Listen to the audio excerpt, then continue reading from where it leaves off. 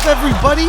Welcome to another episode of Flagrant 2 No Easy Buckets analysis by assholes, water cooler commentary for your sports needs. I'm Andrew Schulz. I'm here with Akaash Singh. I'm here with Alexx Media. Eden is not here right now.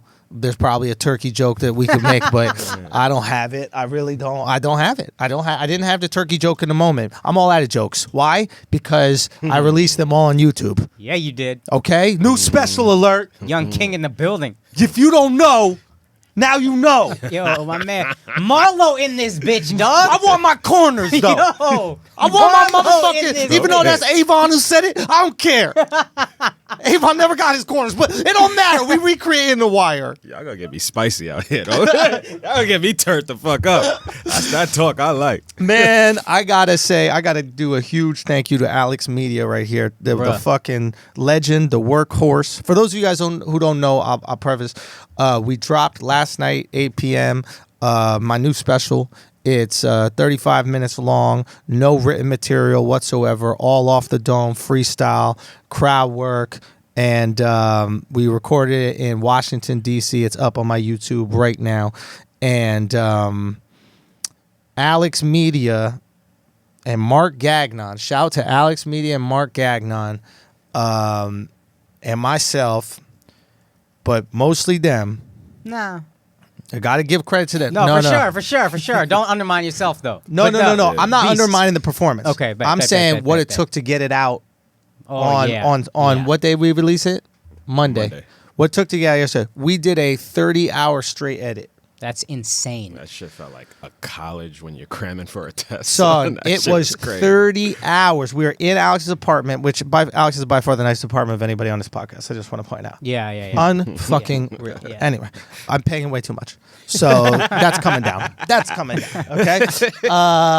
So it was a 30-hour straight edit. I mean, we took a 3-hour nap or 2-hour nap at about 6 in the morning, Monday morning.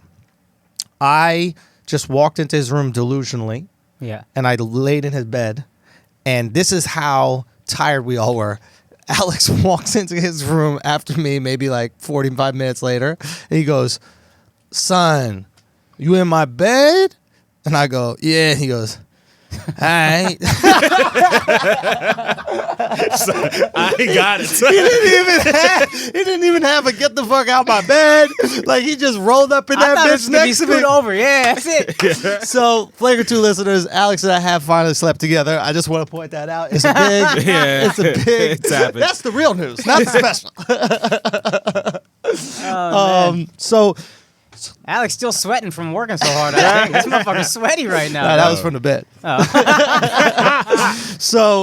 So we grind, we get this thing out. I mean, real Alex and Mark, unfucking real. Alex and Mark shot it in Washington, D.C.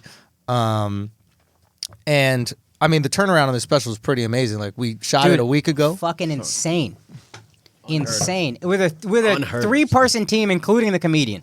You know how crazy that is? Yeah. Netflix got squads editing. Hundreds of people. There's billions of dollars behind that. Yeah. We just fucking did it. You got an intern and a guy that you act like you overpay because you give him health insurance. Alex don't get no health insurance. I know, I don't. We got to talk about that. You spending that on your view. You know what I mean? He wants some health insurance. We stop spending all that money on this beautiful ass view. Son, he got floor to ceiling windows. I've been. Son, you been there? Yeah, it's a joint. I was telling him, I was like, that's why we slept together. It was the apartment effect. That shit rubbed off on me. So I let you rub off on me. I had to hit up Akaash and his people for medical advice and shit. Oh, that's true. I put him in touch with cousins and stuff. Recently? Yeah. Son, worth it. That health insurance is overrated, B. Like, when you have a view like that, the mental health benefits. Every day. That's why I'm never in a bad mood. Oh, my God, son. Yeah, that's true. It's hard to be in a bad mood when you're looking at water every day. Son, my man looking at water every day. And I'm about to get one of these scooters. Like, it's y'all over. Can't tell me nothing. I'm gonna have the hair, the wind in my hair. Like, fuck y'all. Yo, he said this. We were working hard. He goes, "You guys want to go? You guys want to go out to the roof for a second?" I was like, "You got a roof?" He's like, "Yeah." And we go into the elevator, and he pushes down to the 14th floor. Wow. And I was like, you live above the roof? I was like, nah, I'm not paying you no more if you living above the roof, bro. Chill, you ain't gonna be robbed. Yo, it defeats the not talk about purpose. that. Nobody knows where Alex lives, Long Island City. Nobody knows that. Edit point. At that point. So anyway, we in there, we fucking grind it away, man. It's an amazing thing. So fucking impressive, dude. What fucking impressive. People can do, man. It's an amazing thing what the three of us can do, and it's great to have Mark on a journey. And but yeah, so we put out this special. It's 35 minutes, all off the dome, and crazy. It's an interesting thing that's happening because yesterday, or now it's Tuesday, so Monday, yeah. So we're recording the same day, so it'll come out a little bit late. But Monday was a great day for comedy. Obviously, Chappelle dropped his new special, and that was the impetus for us dropping on the same day as well. And we were watching a little bit of the Chappelle special, and people hearing the feedback, and like, it makes me so happy that we've created an environment and we've changed the comedy environment so that now the GOATs and the greats like Chappelle are able to be flagrant again. We've opened up flagrancy. They're able to be edgy. And like, if you guys listen to this podcast, if you listen to Brilliant Idiots, I told you before Views from the Sis dropped, I said, if this is successful, like I think is going to be, you will start to see the greats like Chappelle and Rock and all these guys really pushing the limits again because they'll feel safe to do it. Like, I dropped Views because I felt the energy of the comedy environment, right? I felt like the PC shit just strangling the funny out of comedy, right? Yeah. Like, there was just, everybody was getting canceled, everybody was afraid, and I put it on YouTube because I got nothing to lose. You can't cancel me, only I could cancel me, right? So it's like, and I knew that the environment needed it. Right. I knew it, right? Yeah. And that shit does, 6 million views. That sends a message throughout the industry. Hey, like, real quick, yeah. Gas my homie real quick. Yeah. What other special do you think got 6 million views? Only Chappelle if he dropped. That's it. Yeah. So maybe like a Gaffigan or something like that. So for you to drop on the same day as Chappelle ain't even that bold, to be honest. If we just looking at numbers never lie, to use a rap bar. Right. That ain't even that fucking crazy. Right. I mean, he's still the GOAT. Don't get me wrong. I love, we'll never knock Chappelle. That's fucking, man, I'm in awe of him pretty much always. But I'm going to loosen that belt off his waist one of these days. Hey, let me tell you something I learned, man. Let me tell you something. I wish we had a gunshot there. Let me tell you something for real I've learned from Andrew, and I think that little 2-week ass chewing y'all gave me 2 weeks ago helped. Mm-hmm. Andrew, you always hear these people say, like, don't be afraid to dream big. I have learned that seeing Andrew. Don't be afraid to dream big and say the thing. You have to Andrew say it. always said, I want to be the greatest ever. And for the longest, I was like, that's wild to think that you could. It's not. None of it is wild. Huh. The audacity of hope, man. That's that Obama shit. But it's like, it's an audacious thing. It's a truly audacious thing to hope something or to believe something. But it gives you such a competitive advantage when you can hope it because it opens up your mind. That's the real superpower. In my belief, the real superpower is believing it's possible. Because once you believe it's possible, you start solving the problems to get you there. Like going, why can't we go to the moon? The second you say, why can't we? Your brain starts going, well, let's put some oxygen tanks and a rocket. We already got these things, da-da-da-da, right? So, like, for me, I want to wear that. I absolutely want to wear the belt. Right. You know what I mean? That is the goal, right? So it's like, the reason why we drop with the GOAT Chappelle, don't get me wrong, Chappelle's the GOAT, don't get me wrong, but we drop because, like, you have to be in the conversation. You want to be that. You have to be in the conversation. And this is one thing I'll say. I don't know if it's Indian stuff or what, but I was raised with be humble in what you say. Right. And a lot of people, I think, used to find you arrogant, and hopefully they don't anymore. And what I would say to anybody who feels like this guy's arrogant, you should be inspired by this guy. Because there is that party that thinks he's arrogant is that party that thinks you can't be great. Right. It's a reflection. You can be. It's a mirror. You can. And you don't like this guy saying, like, maybe you on some level resent. He feels like he can, but fuck that. He feels like he can, so he's going after it. And for me, it's like, I want to be the greatest. Yeah. This is beautiful. You're just giving everybody else more to catch up to. Yeah, 100%. So keep putting it out there. 100%. And keep saying it and keep thinking it. Don't ever be afraid to say the thing or think the thing. Yo, just go for it, man. Like, I hope that's what inspires. This is inspiring. Yeah. No bullshit. I really friend hope to friend. it does, This is man. inspiring, and I hope anybody It's Robin can Hood. take that from it. Son, that's the way I look at it. We really fucking Robin Bro, Hood, we man. the little podcast that could in Son, every way. this- No, but this it's is what I like, love so because- Al, real quick, it's like, when I look at this shit, it's like, Robin Hood was stealing from the rich, giving to the poor. I don't know who the rich is. I don't know who the poor is. All I know is we are creating content that's at the level of what Netflix and all these other things can do. And we're giving it to the people on YouTube for free.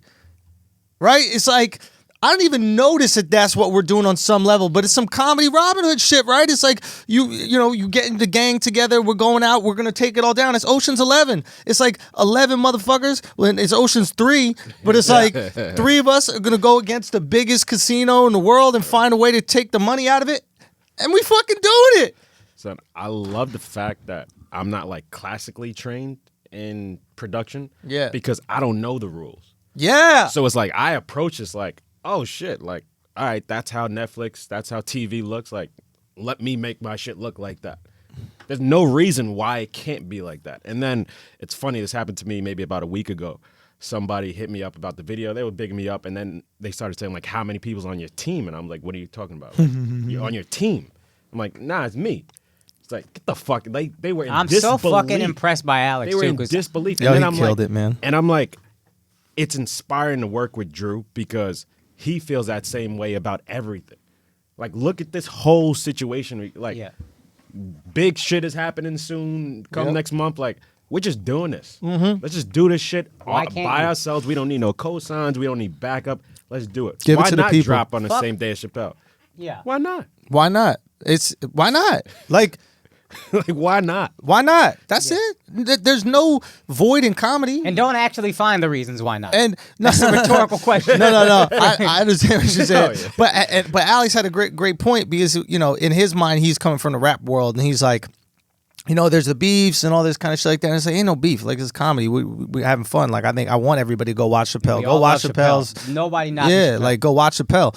But like what he said was really interesting. He's like, there's a reason albums all drop on the same day. And I'm like, why? He goes, because once you're in the music listening mood, you're like, oh, okay, I'll check this next one. Yep. And I'm a fan of Chappelle. So like, and I know way less people did this, but there are people that saw that ours dropped and they were like, and it references Chappelle's. And so they were like, oh shit, there's a Chappelle special too? Right. Now I know way less people know that I have something and didn't know the Chappelle drop, but at least some people got to find it as well. That's good for comedy. Yeah. Do you know what I mean? That's the whole, like, when I see Chappelle go out there and like really be edgy, right? Like way edgier than he's been in past specials. Like, he's edgy again.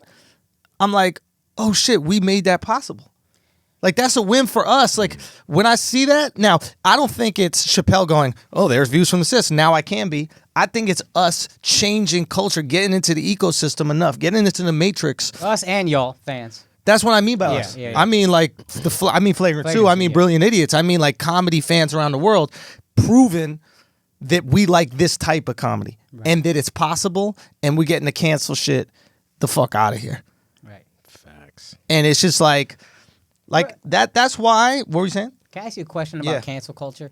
You know what I would love to see somebody say whenever people are like, cancel this guy? Yeah. I want to go, when did you ever subscribe to me? Ha! For you to cancel me, you would never subscribe. Go ahead. funny. You're just leaving some shit you never That's even so cared good. about. Go That's ahead. so That's a good. good take. Well, that's the thing, right? It's like, that's a brilliant take. Yeah. And that's the thing that, like, sometimes I don't want to, like, say, like the subversive shit in a special.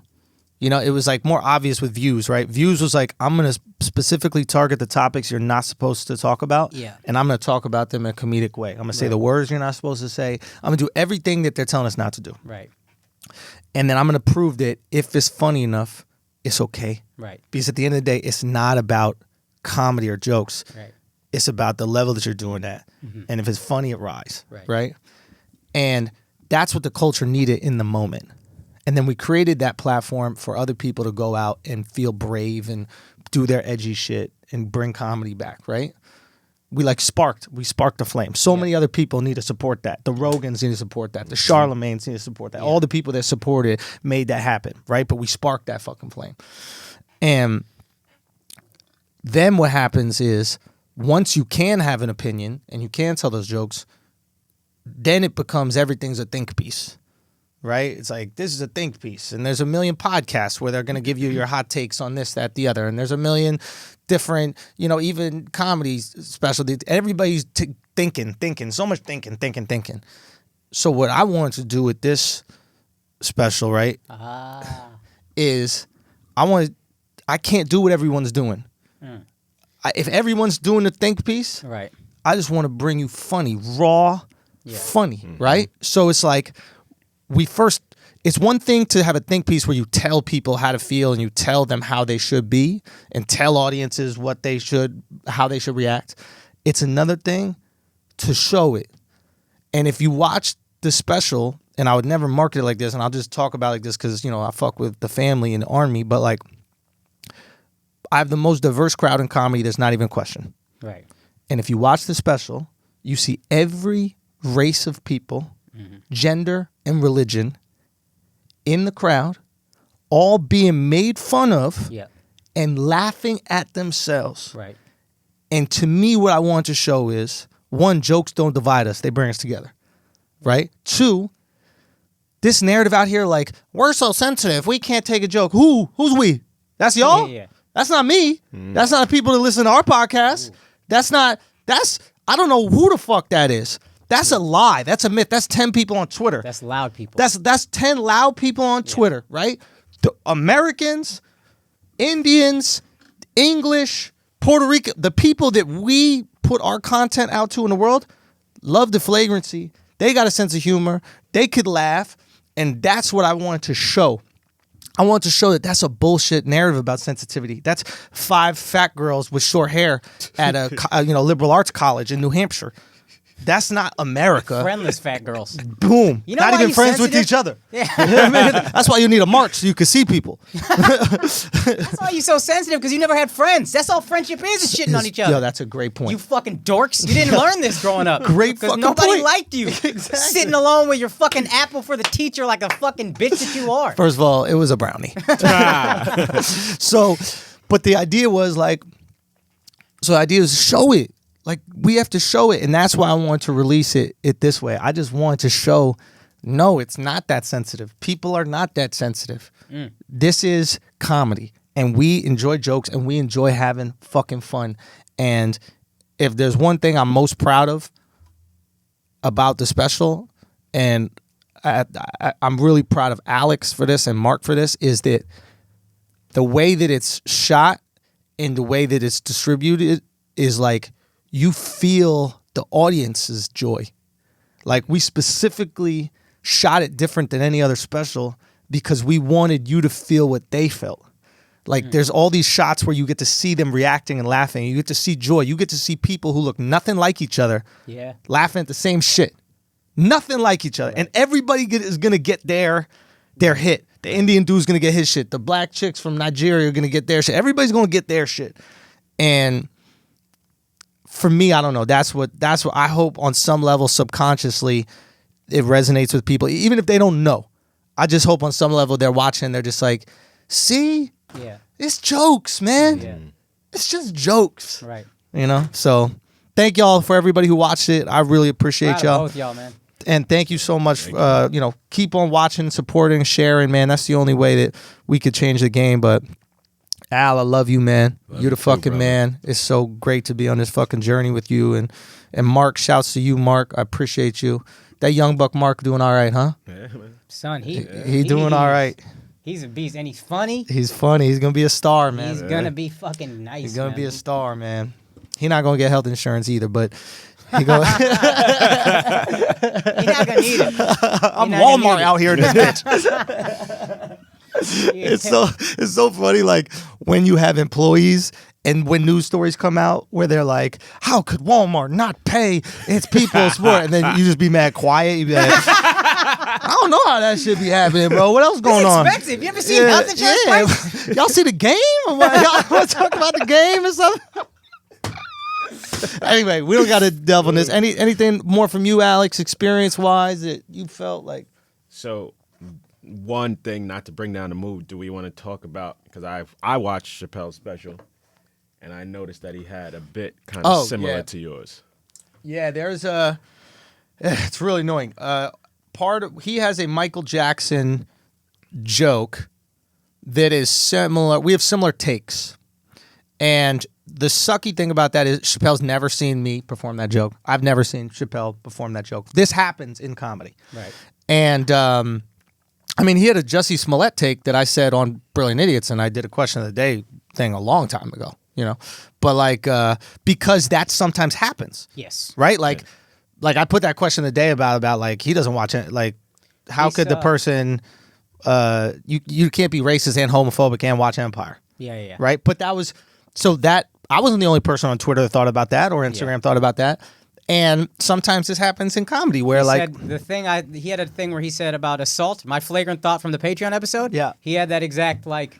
It's not assault if you didn't touch him, whatever. It's like, this happens. And think about it. Think about how many times you're with your friends and, like, you both notice something and somebody just beats the other to the joke and you're like, fuck, you just took the words out of my mouth. So that's going to happen. That's just natural. Exactly. There's no, like, I think when you get to, like, the upper echelons of this game, you start to realize that people are going to have similar thinking.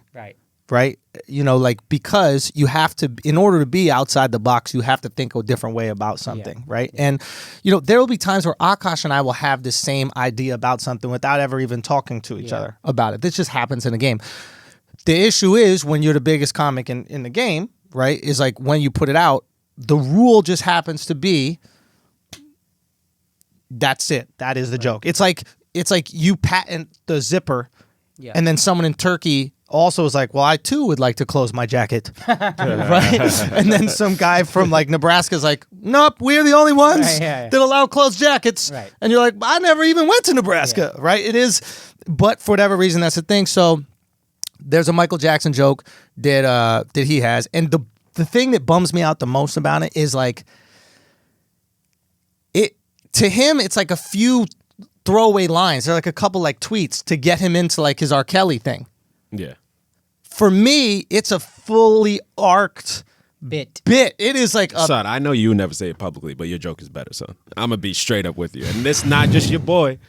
I'm just saying I've seen both, and I'm a huge Chappelle fan. Yeah. Your joke is better. And it sucks you got to retire that shit. That fucking sucks. Really? I think, like, he can't keep performing it. His is better? Nah, I'm not saying in disbelief. I'm just asking for double confirmation. You think Schultz's is better? Unbiased. Unbiased? I think it's funnier.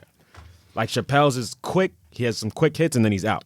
Like his is like a long The problem is a couple of those hits are the same idea as mine. It's not the same wording, but it's the same concept. Yeah. As mine. It's like, and I have so much respect for Chappelle and just comedy. Do you know what I mean? That like, it just sucks because then there's a whole different part of the joke that I would love to continue sharing with people on the road, you know, and it just sucks, man. So now what's the rule? I mean, the rule is you just retire it, you know? The rule is you just retire it. It's a I don't know, maybe there's a different world where it's like, honestly, maybe there's a different world where it's like, it's acknowledged. I mean, we have such an intimate relationship with our like audience and our fans where maybe there's a different world where it's like, listen, y'all saw Chappelle's special, you know, we had the same idea about something. Ooh. You know. Y'all want to hear mine? I don't know. Look, I don't know. I haven't figured it out yet. All I know is that if I did do it, what were you thinking, Al? I'm thinking that you shouldn't take the risk.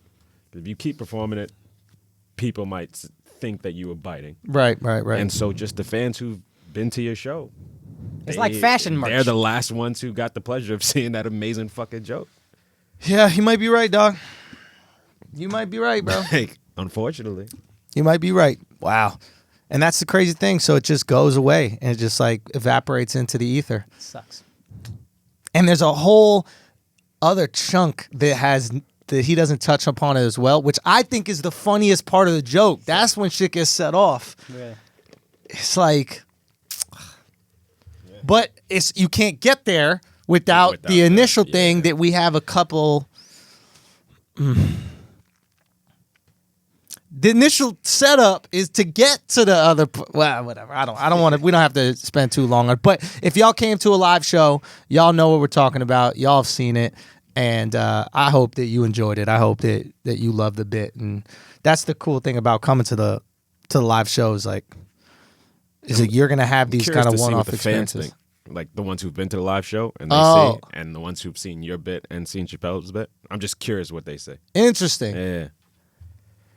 I wonder if they agree with me. Because I honestly think it's better. But, maybe I could be biased. But I think it's better. Yo, man, you about to get healthcare, bro. I'm telling you something, son, bro. I brought him How you back feeling, to the dog? crib. You want some Blue Cross Blue Shield, son?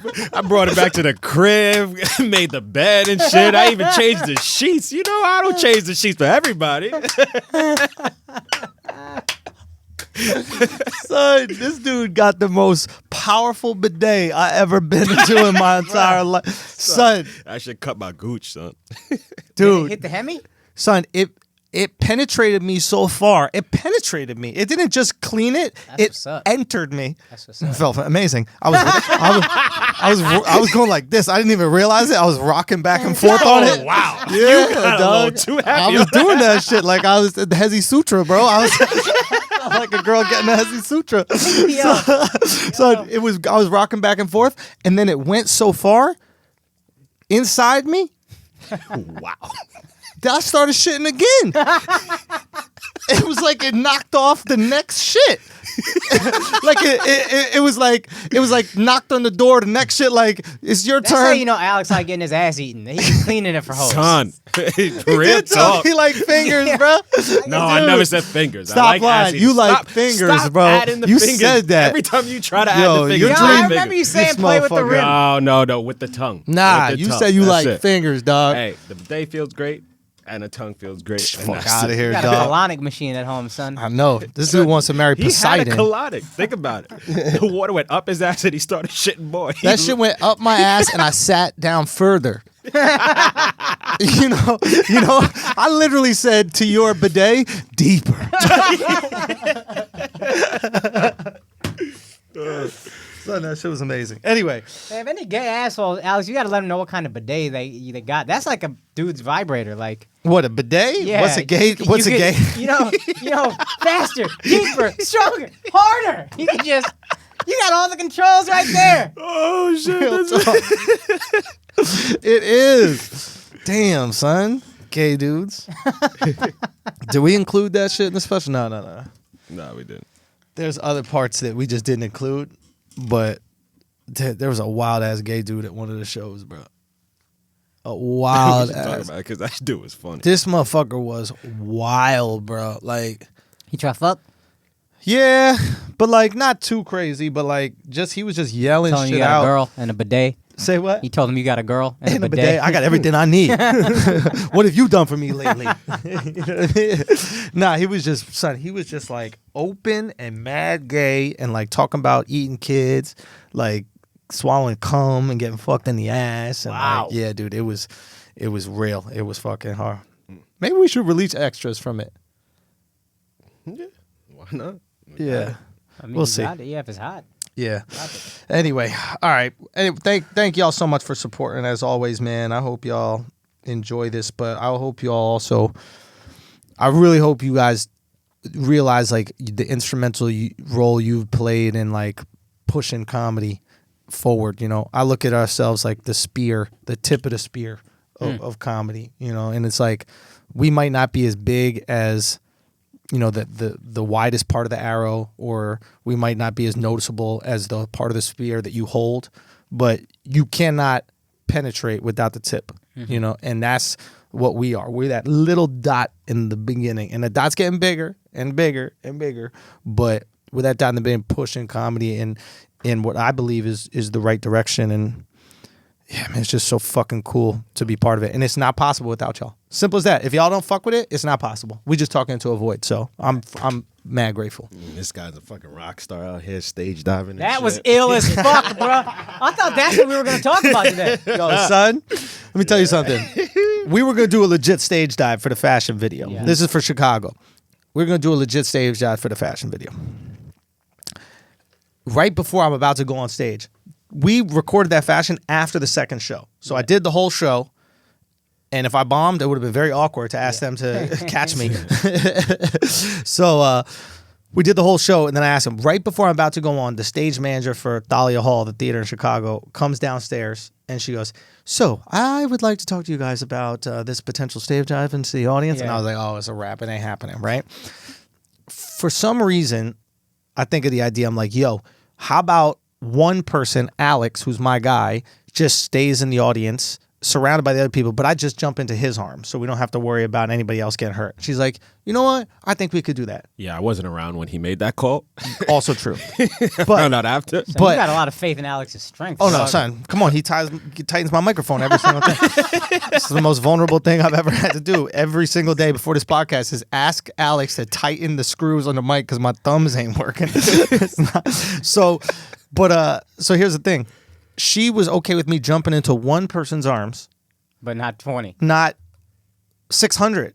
Because he would be liable, and then you would be liable. Sure, I understand the math of it, yeah. but like, it is way safer for me to just jump into everybody's arms. Yeah. No, she don't give a fuck about your well-being. I though. found that abundantly clear. Like when she came in on some "we're worried about you" shit, and I was like, "Well, it's okay if I just jump on the ground head first." She's like, "Yeah, is nobody gonna be?" Nobody can sue. Yeah. It's gonna be there, right? And you will sign a waiver. But that's what we're doing, and that's what, dude. It was so funny, and it was like right there where we realized, you know, that like right now, people were saying like it was on some rockstar shit, and we were like, "Yo, that's what comics are now." It's like, what did rockstars do back in the day? They didn't give a fuck. They said what the fuck was on their mind. They acted whoever they wanted to act. They fucking woke up late. They went out throughout the night. Oh, they shit. did. It's like, who's doing that now? Rappers? No, rappers are singing to each other. Do you know what I mean? Only they've got the drug part, but that's it. And the drugs they take in are like let me Love take a nap. drugs. Yeah, Yeah.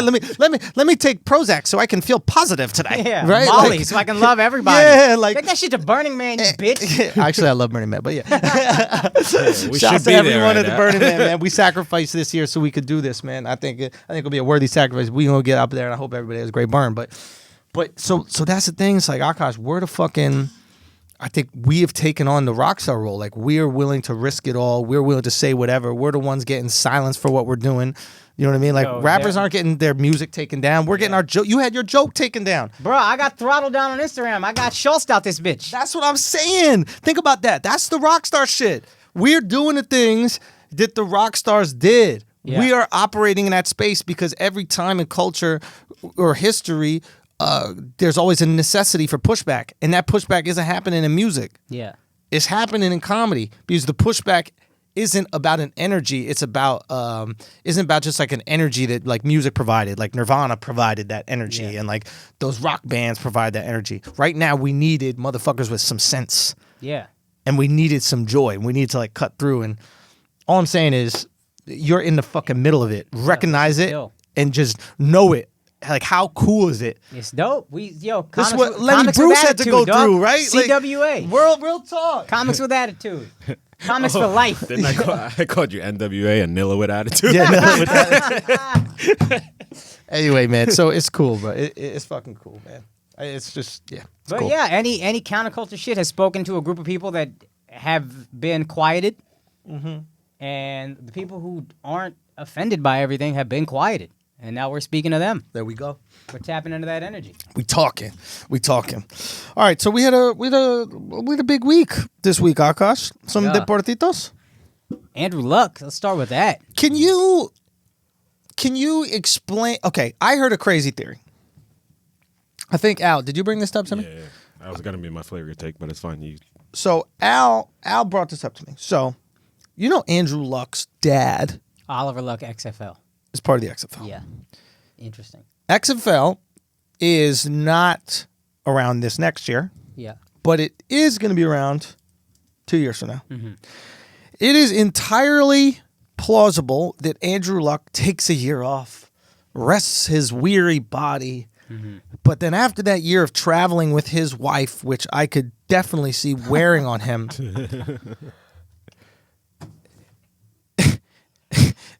Wait, that's what he's finna do, this fucking idiot. Dude. You think football is exhausting?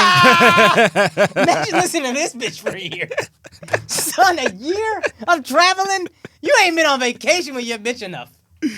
My girl and I be beefing after 3 days. Son. Tired of each other. Son. I can't, bro. That's why I don't understand cruises. Yo. Like, you know, every once in a while you hear in the news, you'd be like, someone jumped off a cruise. I was like, just one? You just had one guy jump off? Yo. Bruh, that's why them windows are so small. Yo, Do you notice in the cruises, them windows are just a little circle? That shit just a little bit too skinny to fit your shoulders out. Because if that came up like a window in your apartment, swan diving out that shit. I'll take my chances with the fishes. Right? Son, you know how many dudes got caught just like webbing in a net trying to jump out the Carnival like the Cruise iPhone window? factory, son. Motherfucker just be jumping. I gotta get out of here. You gotta catch him with a net, son. I don't understand it, son. I truly do. That's why alcohol is free. You ever noticed that, like, on a cruise, they don't charge you for no alcohol? Oh, no. Everything's included. Because it gotta be. Because if it's not, I'll jump right the fuck off this boat. Instead of listening to my girl bitch about some shit. Yo. What could you bitch about? We on a boat. Like, how you find a way to bitch about shit? We on a boat. Oh we gotta go over here. Why? We don't gotta go nowhere. We already there. We are already on the boat. We can't be late for nothing. We can't possibly. What could you possibly be upset about? I'll meet you there. How do I know you're gonna come? Because we on a boat. And if I don't come, you know where to find me. We on a boat. It's simple as that. What are you upset about? Oh my God. What the fuck were we talking about? Oh, Andrew Luck. Andrew Luck. Entirely possible. Takes a year off. Comes back a year after that and joins the XFL. What's a dumber idea? And X stands for ex-wife.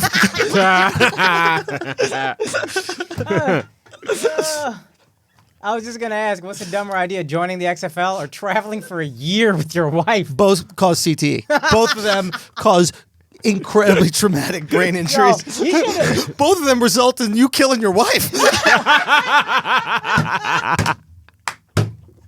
or yourself. Or yourself. It's one or the other. It's one or the other.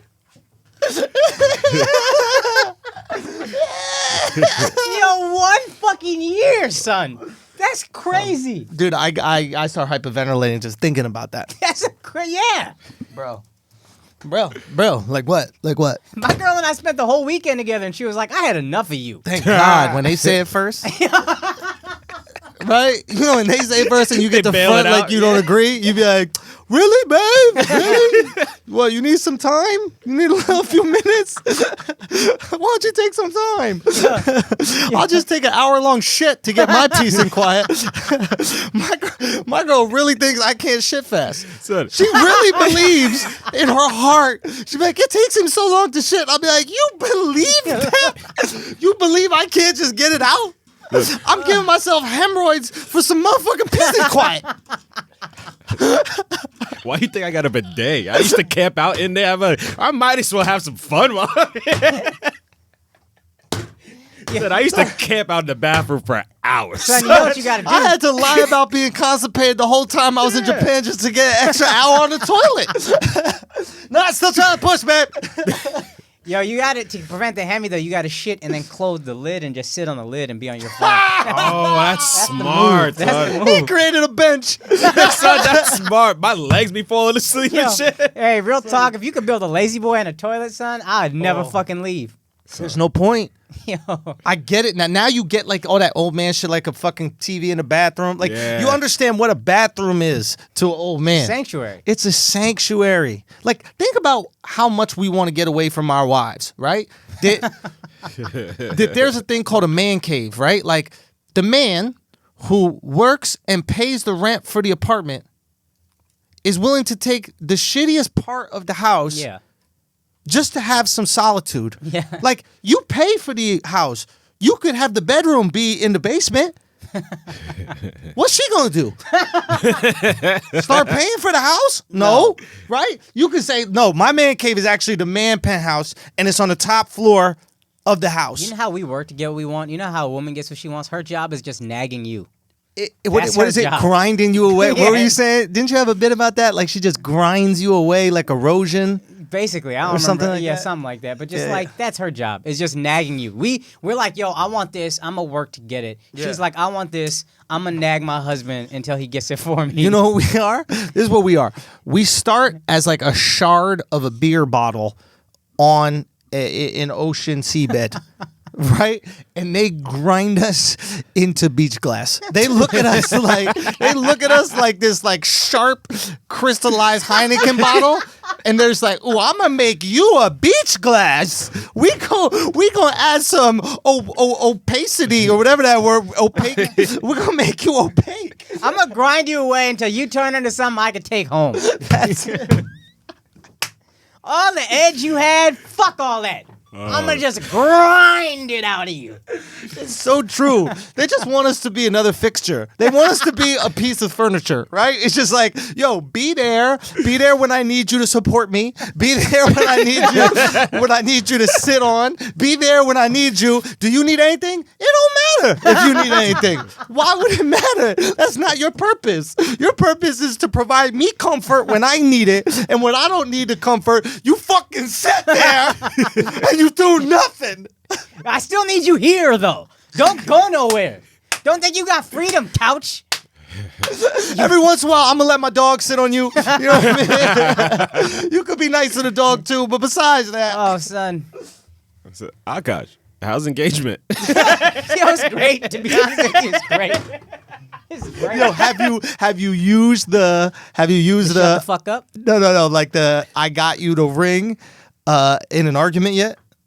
I haven't said it in an argument, but I be when the arguments like Son, I can't wait for you to drop that. I dropped that immediately. yo, The second, you I know don't feel like pasta for dinner. Look at your ring. Look what I did for you. You're not even gonna fit in your wedding dress if we get pasta. Oh man, I be bringing it up in them playful moments. Like so how? when things are a little tense, I'm gonna be like, I'll just look at their finger. I'll be like, shh, shh, shh. You're talking a lot for somebody that that's so just got good. that. Oh, that's so good. Oh shit.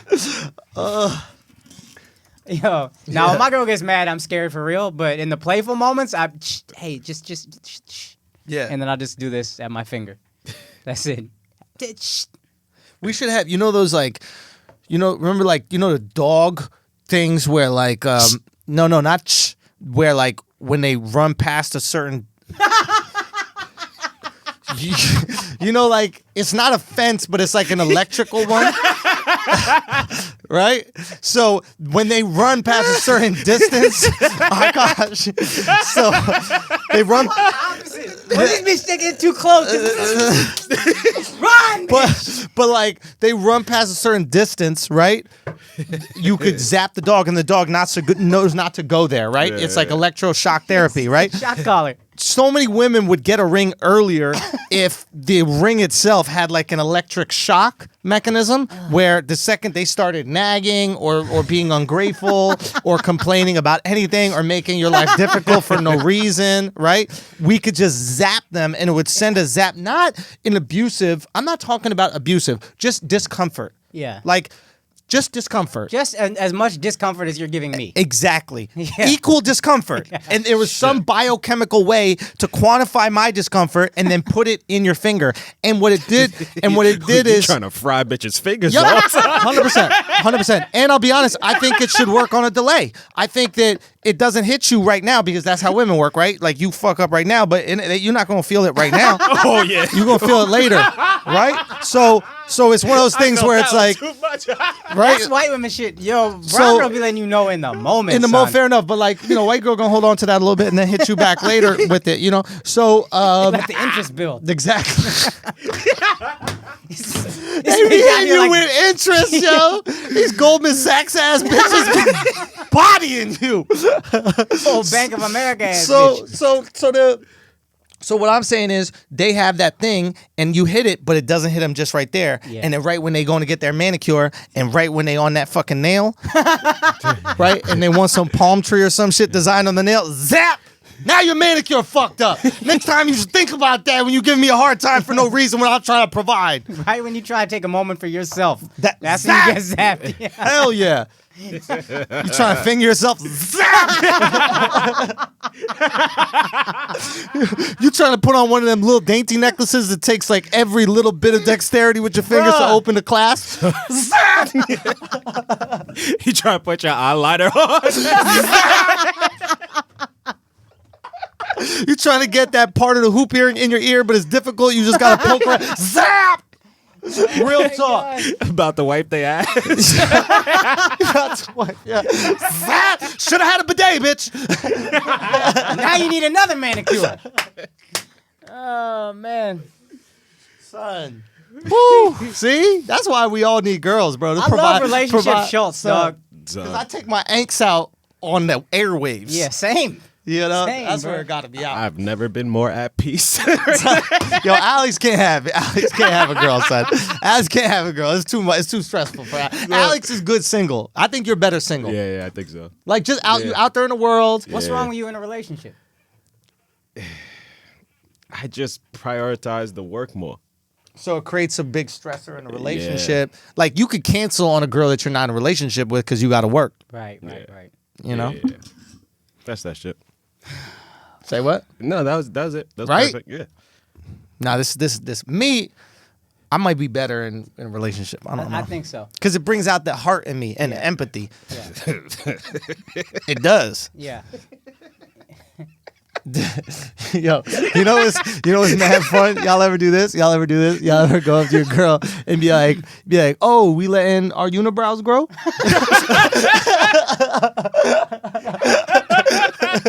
Like you involve yourself in it too. Like, be like, oh, we gotta do a little plucking together. Like I let my shit grow out for some in case. So, do you know what I'm saying? Just in case her shit grows, I could be like, oh, we gotta take care of this. I guess we should do it together. Matter of fact, Let's have a- relationship Schultz is better. Let's have a group He'll activity, do all the son. condescending shit and let it out on. We got a group activity, Son. babe. You want to do things together. You want to, you know.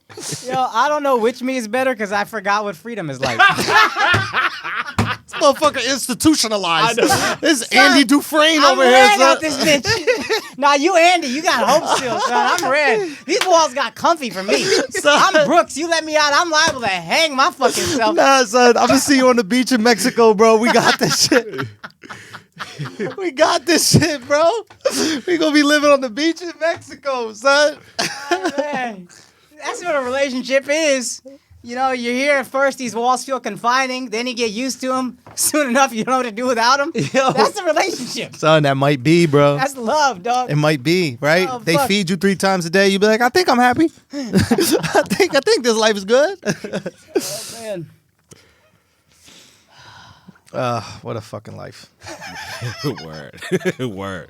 What a life. It's a Word. good life. It's a good fun. life, bro. It's a good, I mean, there's complications, but it's a good life. It's a good life, you know. Yo, that's the I don't want to get yelled at when I get home line. No, that happens already.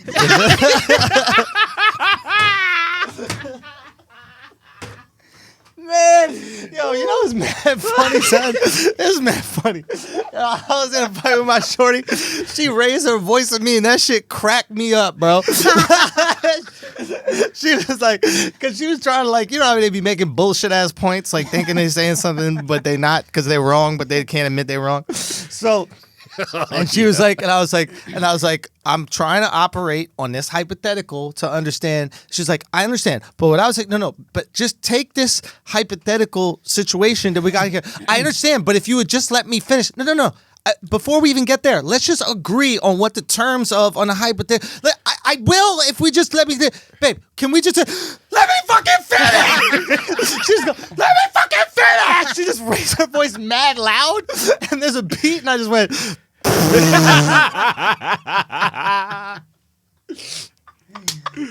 Oh, wow. That sound like you date a Spanish girl, son. Shout out to you. You didn't throw a big number at her, see what happened? What's that mean? Oh, yeah. Babe, 1 million. Oh, I forgot about that. I gotta try that shit. Yeah, The number, right? I gotta try that shit. Yeah, bro. But these girls can't find out about bop, bop, bop. Yo, lady assholes, don't tell no other girls about bop, bop, bop. You're involved in bop, bop, bop. You could use that against your man, too. You could bop, bop, bop. Yo, okay? What would you do if your girl bud you? I respect it. That would include her stop talking. Because if you're She bop, bop, gotta bop, stop talking you're the not same talking. thing. Yup. So we're good. I respect Right? that shit. It's a win. It's a win. Why? Does your girl bop, bop, bop you? No. I was trying to think if she did, how would I respond? I felt a mild rage. I was like, are you crazy? Bop up on me? Like, I didn't bring that to you, bitch. Nah, I mean, I think bop, bop, bop, bop, bop, bop, bop, bop. Go. That's what I go. Go. When you try to take some power back when someone's talking to you, you know what I mean? Like when somebody's giving you a talk and you got to act like you allowing them Oh, yeah. to. She's like, let me say, no, I have to say what I need to say. And then you be like, go. Fuck, I heard him do that to both of us. I know. Yep. Yeah. What? Go. That's Go. what I'm saying. Yeah. Him in a relationship now, he's Yo, gonna take all you that. You gotta take your power back when you have no power, right? That's all that is. Go. All right, go. Say your piece. You know you're gonna say your piece. I gotta sit here and take it. I might as well front like I'm allowing it. Say your little point. Say your little point. Yo, it's therapy. We getting it all Son, out right we now. Do your little nagging, get your way, do that little thing you do. We're getting it all out. Just act like you empowering all that shit. Son, I be catching myself when I do the woof. I get why wives kill their husbands, bro, because sometimes I find myself doing this shit where I'll be like you know, this voice where you trying to get them to understand your point, and for some reason you think it'll be better to do that if you talk to them like they're 4. Yo, You know what I mean? you're psycho. So it's like, what I'm trying to say is, if you see my eyebrows go up, like, do you know, like clown eyebrow? You know, like clown's eyebrows always way up here. Like, what I'm trying to say I don't know is, how to talk to you. yeah. Like, How can I make you understand this? So, like, baby? That's not baby. Baby, And then baby. she's like, don't condescend. I'm like, well, you don't hear me talking normal, son. I'm trying to be nice right now. Baby? I'm trying to be patient. Baby? You can't let me be patient?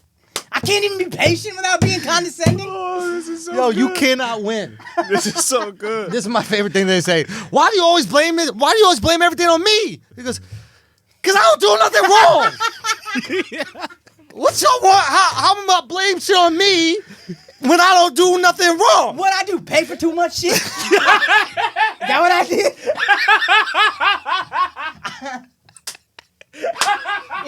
Is it a problem how fast I put my credit card down at the dinner table? Is that what upsets you? Shit. Oh shit. That's good. It's real, and you know what it is, like when you fuck up as a dude, like once you realize it, at least for me, once I realize I fucked up, it ain't even a fight, because it's just like, you know, you're right, you should feel this way, and I agree with you, and then it's over. Yeah. So when they're like, why is it that when we fight, it's always my fault? It's because I don't fight when I'm wrong. Yeah, we don't remember it.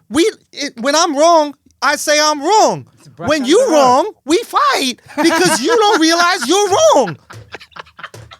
Right? It's like the fight is never about the issue. It's about you not realizing you're wrong. And I gotta fight you until you realize you're wrong. Yo, this is so true. Right? I gotta beach class you. So You won't. true. You refuse to be beach class. The second I realize that I'm beach class, I'm like, put me in a cup on the mantle. I'm ready. When she's wrong, it's just for her to be right. It's just her thing is a war of attrition. I'm gonna just argue until you say I'm right, even though I'm not. Yes. That's how I'm gonna win. I'm gonna just wear you down. 'Cause Yes. I can nag forever, and I know you can't take being nagged forever. But you know what you were wrong about? I like to argue.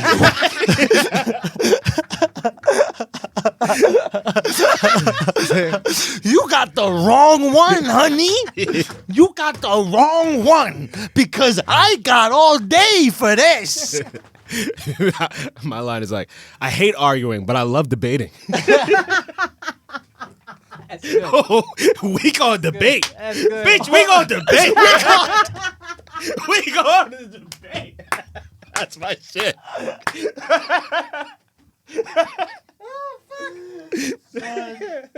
Oh my God, son. Yo. Yeah, you know what you really can flex with, bro? What's that? You know when that guy said so I think this might have been a Patreon thing. Some asshole said if you're arguing with your girl, just say a big number. Yeah, instead yeah. of up. That was great. Just say a big number, be like 3,462,000, and she's like, what the fuck is that? Be like, the number of views I got in a video last week. Let me be great. Tired of this shit. The amount of times I thought of you this week, that's what that was. Drowning you. I'm just joking. I'm just joking. I'd have to take you to a beach for that. Nah, man, white girls be drowning motherfuckers in the bathtub. That's true. If they're related. Son, fuck, man. best. Love y'all, man. That was the best. I don't know how we got here with Andrew Luck, but God bless you, Andrew Luck. He traveled with his wife like a fucking idiot, man. That's true. This bitch can show a missing, son. Son, real talk. That guy got too many teeth. You ever see him talk and you're like, man, get a couple of them out of here because it feels like your mouth is crazy, bro. Doesn't it? He looked like Wolverine, sort of, kind of. Like, He looks like Down syndrome Wolverine, bro. Down syndrome Wow, Wolverine. well yeah. said. Doesn't he? Yeah. Like he goes like this, but like only like one of them comes out.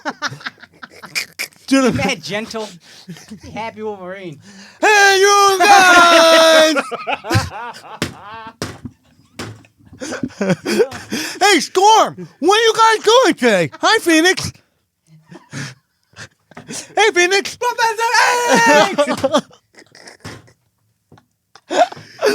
Whoa, Cyclops! Your eyes are really red and hot.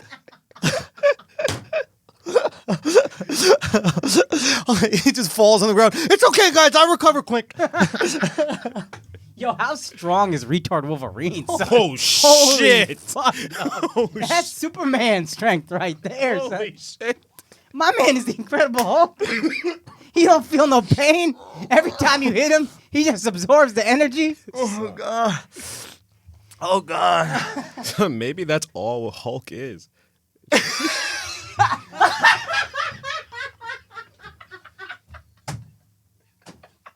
Yo! Yo!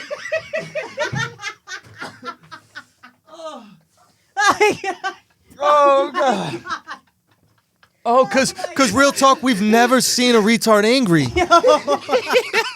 So we don't know how strong they get, right? Retards are always happy. But imagine a retard looked at you like you took his ice cream and he was like, you don't want to see what happened? We're not getting angry.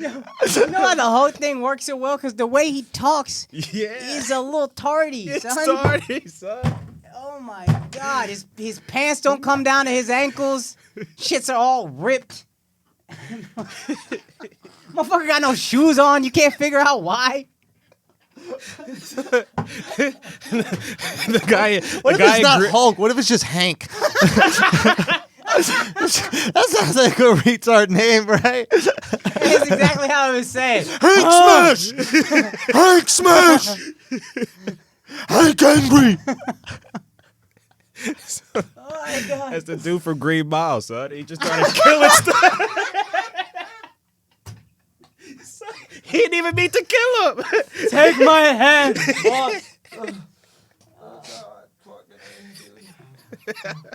Flagrancy is live and well, guys. The flagrancy is live and well.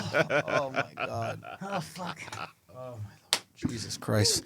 Okay, What's so... more retarded? Andrew Luck, I'm sorry, the Incredible Hulk, or taking your girlfriend on vacation for a year, son? Dude. Dude. Dude. A year? It's just... She don't want that. Dude. Fucking year? You guys about to find out. You guys about to meet each other for real, dog. Yo. You gonna meet each other, dog. You gonna meet. Travel's a different level, man. That's like, we are all we got. Hey, do you think Andrew Luck reacts the same way with his wife in arguments as he does when like players sack him? Oh, yeah. He just Hey, gets great hit, emotional. great hit. Hey, that was a great point, babe. Great point. No, really good idea. Really good job. Oh, fuck. Anyway, Shall we talk some deportitos? Yeah. Well, how'd y'all feel about the fans booing him? I thought that shit was whack. I didn't want to grandstand as much as everybody else was, but like, corny. What were they booing though? What was the because idea? he retired, and then they heard about it, and then he's just leaving the stadium, and they happen to see him, and they just start booing for him retiring. But it was like, I respect it. the fans? Yeah. Okay, go on that. Oh, you guys might have to talk about this while I go pooples. I gotta pee also always. I got So. this shit too. Should we Hey. take a pause and then come back? Okay. Okay, we back. What we're going to do is pay some bills because we got to do that. And after that, we're going to hear Alex's theory about Andrew Luck. But it's a good thing that we're talking about football because football season is upon us. Sure is. And it is a new season. Antonio Brown is on the Raiders. Le'Veon Bell is on the Jets. And Odell Beckham is in Cleveland. But one thing hasn't changed, and that's where you should put your money down on all the games, Akaash. My bookie. That's where I'm gambling, Akaash. Where you gambling at? My bookie. My bookie. You know why? Because it's got better bonuses, more prop bets than any other sports book. This year, they're hosting the first online handicapping super contest. First place is guaranteed to win at least $100,000 US. Right. You know it only costs $100 to enter? $100 to win $100,000. Not bad. All you got to do is pick 5 NFL games against the spread every week to climb the leaderboard and score your share of the huge cash prize pool. MyBookie has live in-game betting on every NFL game. They've got the most rewarding player perks in the business. And you can even bet the over-under on how many fantasy points a player will score each game. That's kind of cool. There's betting on the betting. That's hot. Look, if you join now, you get up to $1,000 first deposit bonus. You see what I'm saying? They're doubling your first deposit up to $1,000. That's free money. They're giving you free money. I mean, this is like the most no-brainer shit in the entire world. Do you want free money? Use the promo code Flagrant to activate the offer. Visit mybookie.com today. Okay, MYBOOKIE.com, and don't forget the promo code Flagrant when creating the account to claim the bonus. You need that promo code to get the bonus. Bet, win, get paid. Let's get back. Alex, tell us about Andrew Luck, your theory. So before I do that, it's kind of funny how, when a bunch of women are together, like they work in the office and their cycles synced up. Yeah. We spend one night in a bed and now our shit schedule synced. Yo, that is so true. All of us. We hang out too much. Okay, Al, so you were talking about Andrew Luck. So I just respect the fans for booing because I'm sure he's been thinking about this for a long time, and to wait till right now before the season's about to start to retire, I think was a dick move. So that was my question, right? It was, does his timing hurt his team? My take is he's been hurt this whole time, and he's probably been trying to come back, and he's probably in the last month maybe, or maybe it was a thought gnawing away at him, maybe this ain't right. Maybe this is too much, but he was going to be hurt regardless. He didn't just retire. Mm-hmm. He had a high ankle injury that wasn't getting really better. You were reading little reports here and there that it's not really getting better. And this is coming off of his crazy shoulder shit. Right. Where he got comeback player of the year last year. And I think that's why he was like, man, fuck, my body, I just don't think can take this anymore. How much of this is the fault of the Colts? Oh, I put it squarely on Jim Irsay. Explain that. So Jim Irsay, and this is to Peyton Manning's credit, when Peyton Manning was there. That's the owner. Yeah, Jim Irsay is the owner of the Colts. Yep. And I think not the coach. He hires GMs, but he's pretty involved, and Right. he's kind of a fuckhead, and he's Right. got arrested on drug charges and all that. But when Peyton Manning was the Colts quarterback, Yep. he said a lot, maybe to the overall detriment of the team wins, but he was like, I want this weapon, I want that weapon, I want this weapon. My understanding is he had a lot of say-so.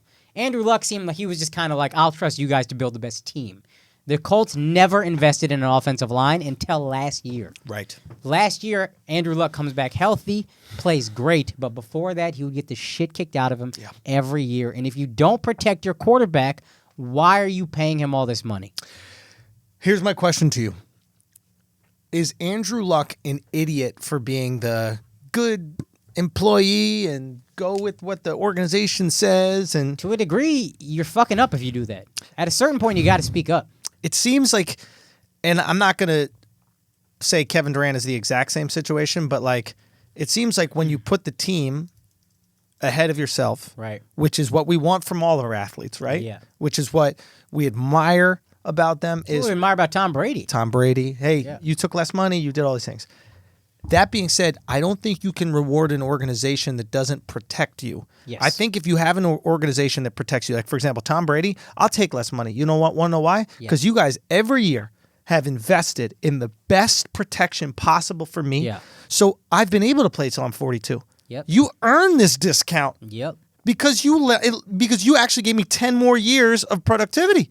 My health is better. My health, like think about that. If you do a 10-year career, you're making $20 million a year. That's $200 million. If you have a 20-year career at $20 million, that's $400 million. You paid me an extra. You allowed me to make an extra $200 million because you protected me. You deserve the discount. You invested in my health. So I'm investing back in you. Yeah. Symbiotic relationship. Yeah. It's beautiful. But when an organization makes absolutely no effort whatsoever to invest in your health, and it's kind of public, right? Like, you know they're not drafting offensive linemen. You watch every draft, and you're like, why do they keep drafting receivers? Like, that's not going to stop my ankle from being sprained, or that's not going to stop my shoulder from being fucked. Yeah. At a certain point in time, I think you have to hold Andrew Luck accountable. I think you have to say, this isn't the Colts' fault. This is Andrew Luck's fault. He didn't demand what he needed from his organization. The buck stops with you. At the end of the day, we always accept responsibility for whatever goes wrong in our life. That's how it has to be. Like if you bomb a show, you have to put the blame on you. Yes. But like the Colts are also, I remember they traded a second-round draft pick for some cornerback, Vontae Davis, who wasn't even that good. Mm-hmm. You traded a second-round draft pick. That's a great place to get like a good guard. Matter of fact, they got a great guard in the second round last year, I'm pretty sure. Guard is an offensive lineman who protects you, guards you. Literally what the term is. Yeah.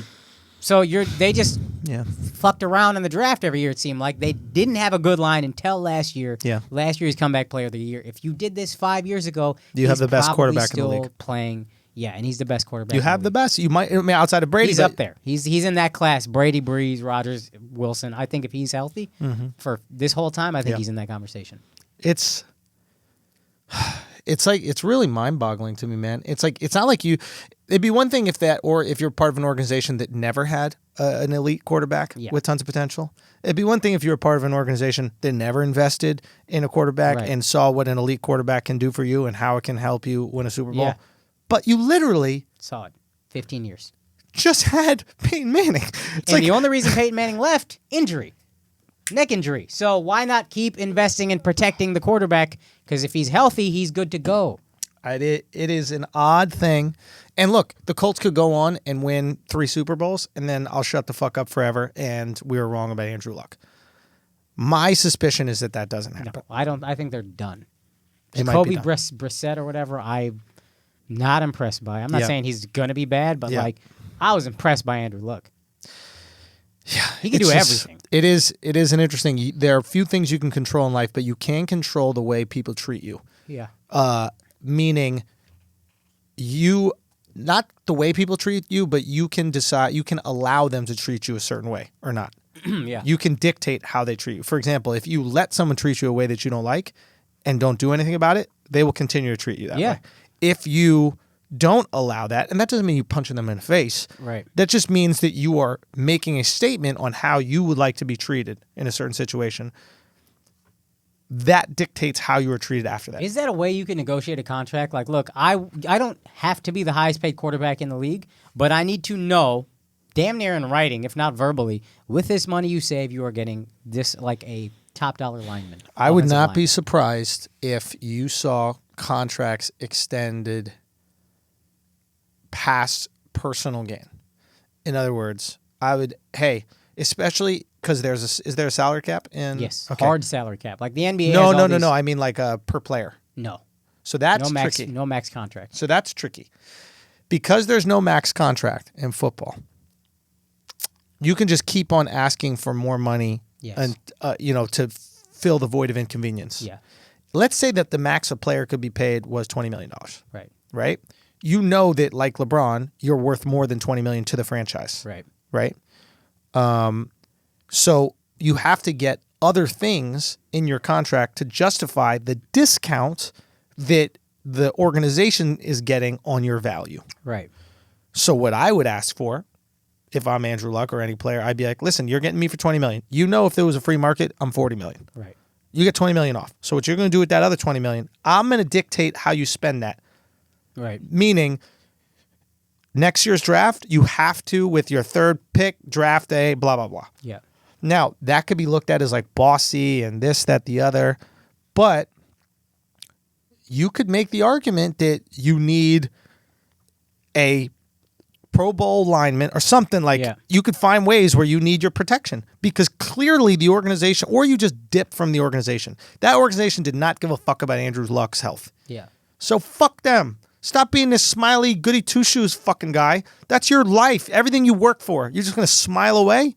Yeah. Fuck that. Yeah. Stand up, dog. Fuck that, dude. I don't think that's wrong. And so here's the thing because there's no max salaries, quarterback salaries are taking a huge percentage of the overall cap. Yeah. Like, it's a hard cap in the NFL. Yeah. So there is no exception in which you can go above the cap. Right. There's no Larry Bird rule, blah, blah, blah. Right. But also quarterbacks, like Russell Wilson's getting $35 million a year.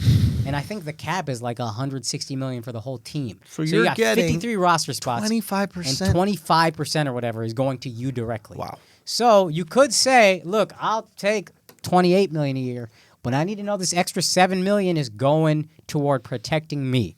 And that will pay off for both of us. And isn't that what Brady did? I think so. And maybe it wasn't written into the contract, but maybe it was understood. And a guy like Brady has such great communication with the organization and such great trust. Like if you're Brady, you don't even need to say anything to Belichick. You could say, listen, I'm going to take less. I trust you to do the right thing with that money. And Belichick is going to go, all I do is the right thing with money. Yeah. Yeah. That's what I do. They don't even like each other, but I'm sure Belichick is like, you just need a good offensive line to protect your quarterback to win. Because I like winning, and you help me win when you're protected. 100%. So it's like, don't be an Andrew Luck. Yeah. Do not be an Andrew Luck. Yeah. Be a fucking dick because history will remember the wins. Yeah. Nobody remembers the shit talker that Larry Bird was. Right. Nobody remembers the pain in the ass, pesky, foul you hard, Nobody remembers elbow when Magic you. Johnson got a coach fired. Nobody remembers when he got a championship winning coach fired. Yeah. They won a championship. You're right. And then he got the coach fired immediately afterwards. Yep. That is the biggest douche. That's why he got AIDS. No, but that's the biggest douchebag move in the fucking world. Yeah. But he won. Won.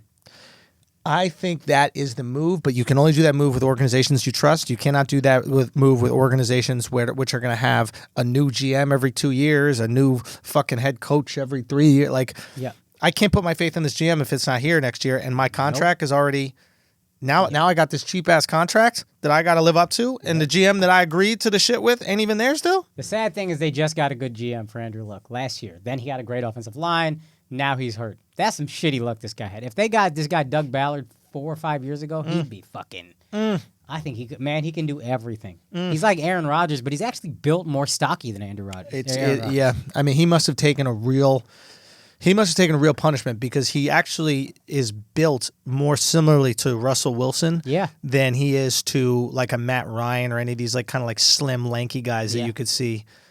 Yeah, he looks like he's built for it. Yeah. Just makes me sad.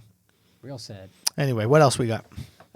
There's last football story I was thinking is there's more Antonio Brown helmet drama if we want to keep talking about it.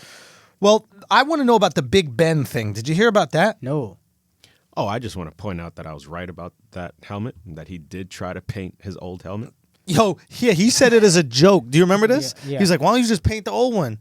But he said, why don't you just bring your Pittsburgh helmet? Yeah. And we thought that he meant literally wear the colors. Yeah. But you meant like change the... Yeah, just bring the old one that you like and just paint over it because it was grandfathered in. If he was... And you guys called me fucking a retard for that shit. Here's the thing. If he was smart, he wouldn't have done that in practice. Just practice with the helmet they want. And then game day, you wear your old helmet and it's not a big deal.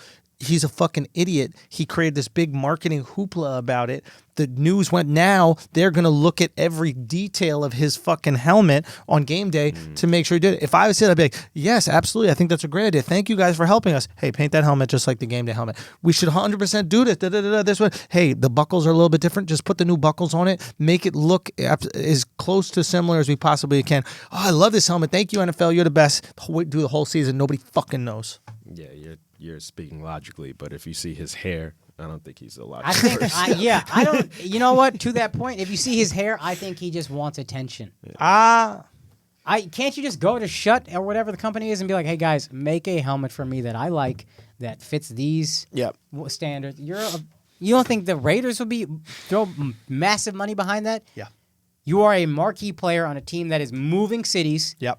That needs marquee players. Yeah, he has all the leverage. Yeah, he has all the leverage, but he don't use it because I think he just wants to draw. He just wants the attention. Why? Yeah, attention is a fucking drug, man. Why the fuck has he allowed the media narrative about him to be he's a dick, and why has he leaned into that? I don't. Did Pittsburgh put that out there? Didn't Deion Sanders kind of have that same shit? No, but we love Deion. Deion at least had like, so let's say Deion had like the negative. Well, you probably know more intimately because you were with the Cowboys. My recollection of Deion is it's all about me, but never at the expense of the team. When Deion didn't play for a long stretch with the Cowboys, he had turf toe, which we didn't realize at the time was like a fucking nasty injury. Yeah, it's bad. Like that was it. He was hurt if he wasn't playing. And then, like, it was never, hey, I'm holding out because you don't. A fucking helmet restriction is like, and here's the thing: if it was not safe enough, people would publicly get behind you. But the NFL it's bullshit, but they're trying to quote unquote make it safer. Yeah. Right. So the perception is, okay, I get that you're trying to make this helmet isn't safe enough, but I want it. Right. So we can't even get behind you on a fuck the NFL for safety issues thing. You know what I mean? It's literally you want the less safe helmet. Yeah. I can't get behind this. Deion was, I'm a scorer, I'm dancing, I'm whatever, but I also shut down the entire field and then I don't distract the team like this, not negatively. You know what I mean? Yeah. It's never it's me and the team are equal, but it's never me over the team. The perception of it. Right. And I imagine you were okay with the off the field antics because you knew once the whistle blew, it's prime time. Which you can say for AB too, but like he's not going to cause dissension in the locker room. Can you say that that's the case? Because remember, didn't he get into some tiff with Ben Roethlisberger? Yes. And then they sat him down? And he didn't like the Juju Smith-Schuster was voted team leader or whatever the fuck, and so he sat out the last game. Deion didn't do that shit. Exactly, right? So, like, Deion had his off-the-field antics, but when he was on the field, it's game time. Yes. Why don't athletes get this? All you have to do is show up and do your fucking job, and we don't even care if you're murdering people. Alex, whatever his name, Ray Lewis, Alex Hernandez, Aaron Hernandez. Like, they're just out there murdering people, but when they showed up and they practice hard, do you mean you're out all night murdering, and you come in, you're there early, you're doing your suicides, you're doing your drills, you know you're prepared to play, and we look the other way about it. AB practices hard too. Apparently, he practices the hardest. It's just at the why are you causing a dissension? T.O. same shit. Mm-hmm. T.O. was a fucking fanatic when it came to nutrition, when it came to work. He was a beast. Yeah. But he always caused dissension in the locker room. It's always me at the expense of the team. Deion would apparently go into team meetings with his headphones on. He'd show up late, and he would just be like, I'm point to the screen and be like, I'm taking care of that side of the field. And then he wouldn't listen to anything. But it's never leaking out to the media. It's never of him in interviews calling out teammates. Mm-hmm. It's never him fucking. It never feels like it's at the expense of the team. I didn't know that until years later. It just felt like, Deion loves himself, but that's it. He still loves the team. Yeah. When it's game time, he's not causing any problems. We're good. I mean, like, it's just so shocking to me. It's so shocking to me that there's not some. I guess what happens is when you get to a certain level where you don't have people that can check you and be honest with you and like tell you.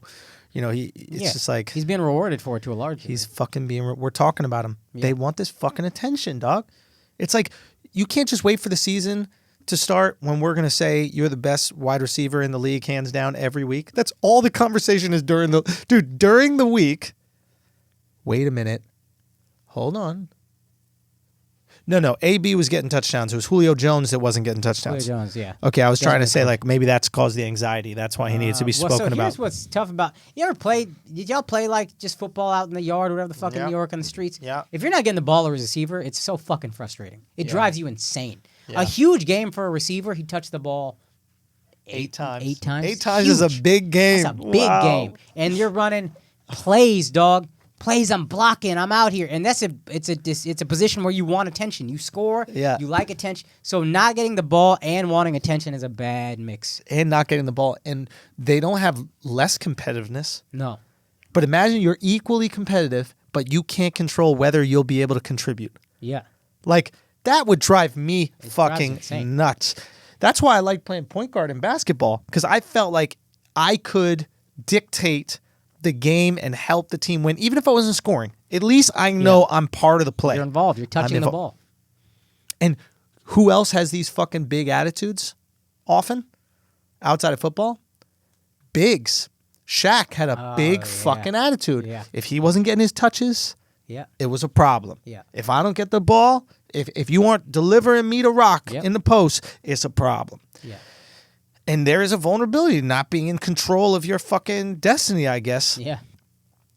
And imagine having to deal with that shit as a quarterback. Imagine looking at your wide receiver like, I want you to catch the ball. Right. Like, do you think I'm purposely avoiding throwing the best guy on the team the ball? Yeah.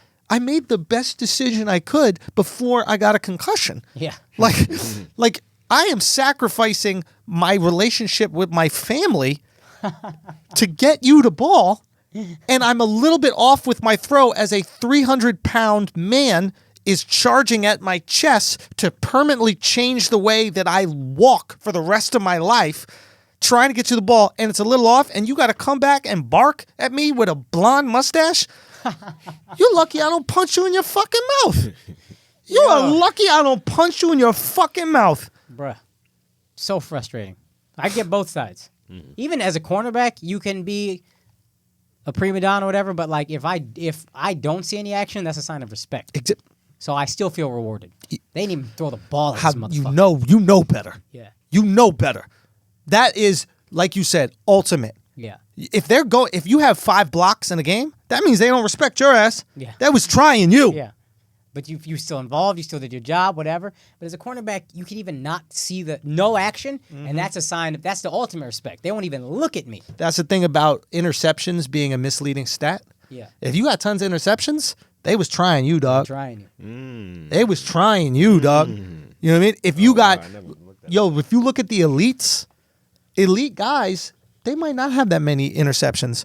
The zone guys, I think, do, right? Like the what is it, Sherman? Richard Sherman. Because if you're playing zone, you can actually in certain coverages you can jump the ball, or like there's different ways. Obviously, I don't know as much about football, but there's different ways to impact the play when you're in a zone because you can leave your guy. That makes sense. I don't know enough about zone defense, but I think you're just covering an area. Basically. Yeah, you're in an area, so you can jump a route knowing full well you got a little coverage in the back. Right. Where if it's Revis Island, it's 1-on-1. I can't jump that. Yeah. Because that's touchdown city. Yeah.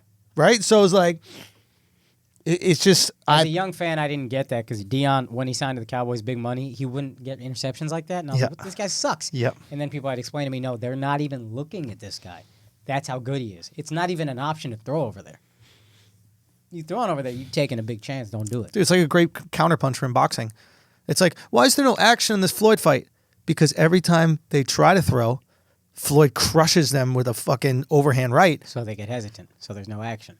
And Floyd's just waiting on him to throw. Hey, throw, baby. I'm here. Yeah. I'm not running. Right. I'm literally right in front of you waiting for you to throw. Yeah. So, anyway, interesting. What else we got? Actually, let's pay one more Beal. And then we knock out another one. You want to hit this one up, man? Because I saw you had the headphones in today. Oh, I saw you had them headphones in today. Raycon. It is 2019, and everybody needs a great pair of wireless earbuds. If you got wires in, you look like a fucking dork. Straight up. Nobody respects you. But before you go dropping hundreds of dollars on a pair, there are pairs that cost hundreds of dollars. We're not going to name names, but you know they're not that great. You got to check out the wireless earbuds from Raycon.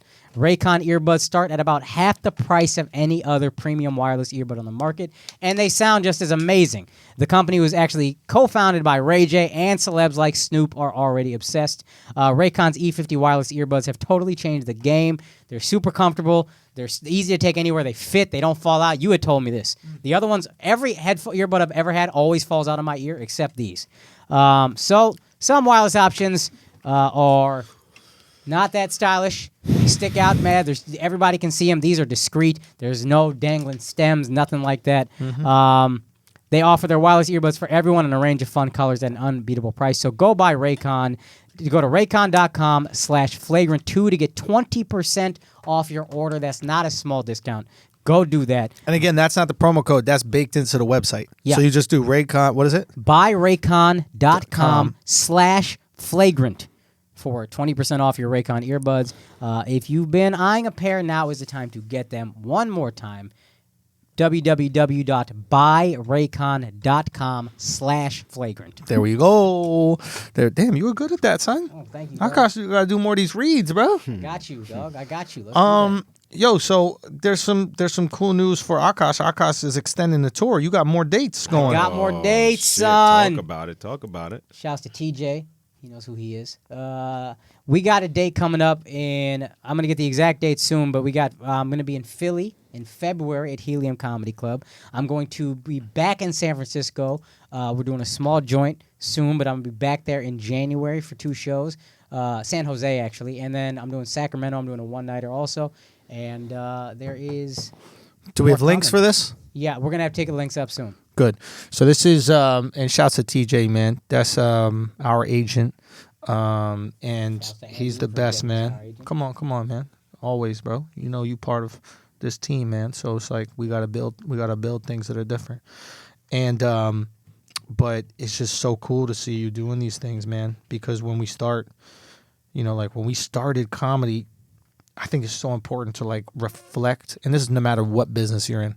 I don't give a fuck if you work at your, consulting firm job or whatever like that. Like when you start it, you imagine what life is going to be like in the future. Right. And you don't stop imagining what life will be like in the future as you progress. Right? Yeah. You always keep that vision ahead of you. So oftentimes you miss the shit that you're in. Yeah. Right? Yeah. So it's like you're driving on the highway, you see some big mountain range, and you're like, yo, man, I bet that's just going to be beautiful when we get there.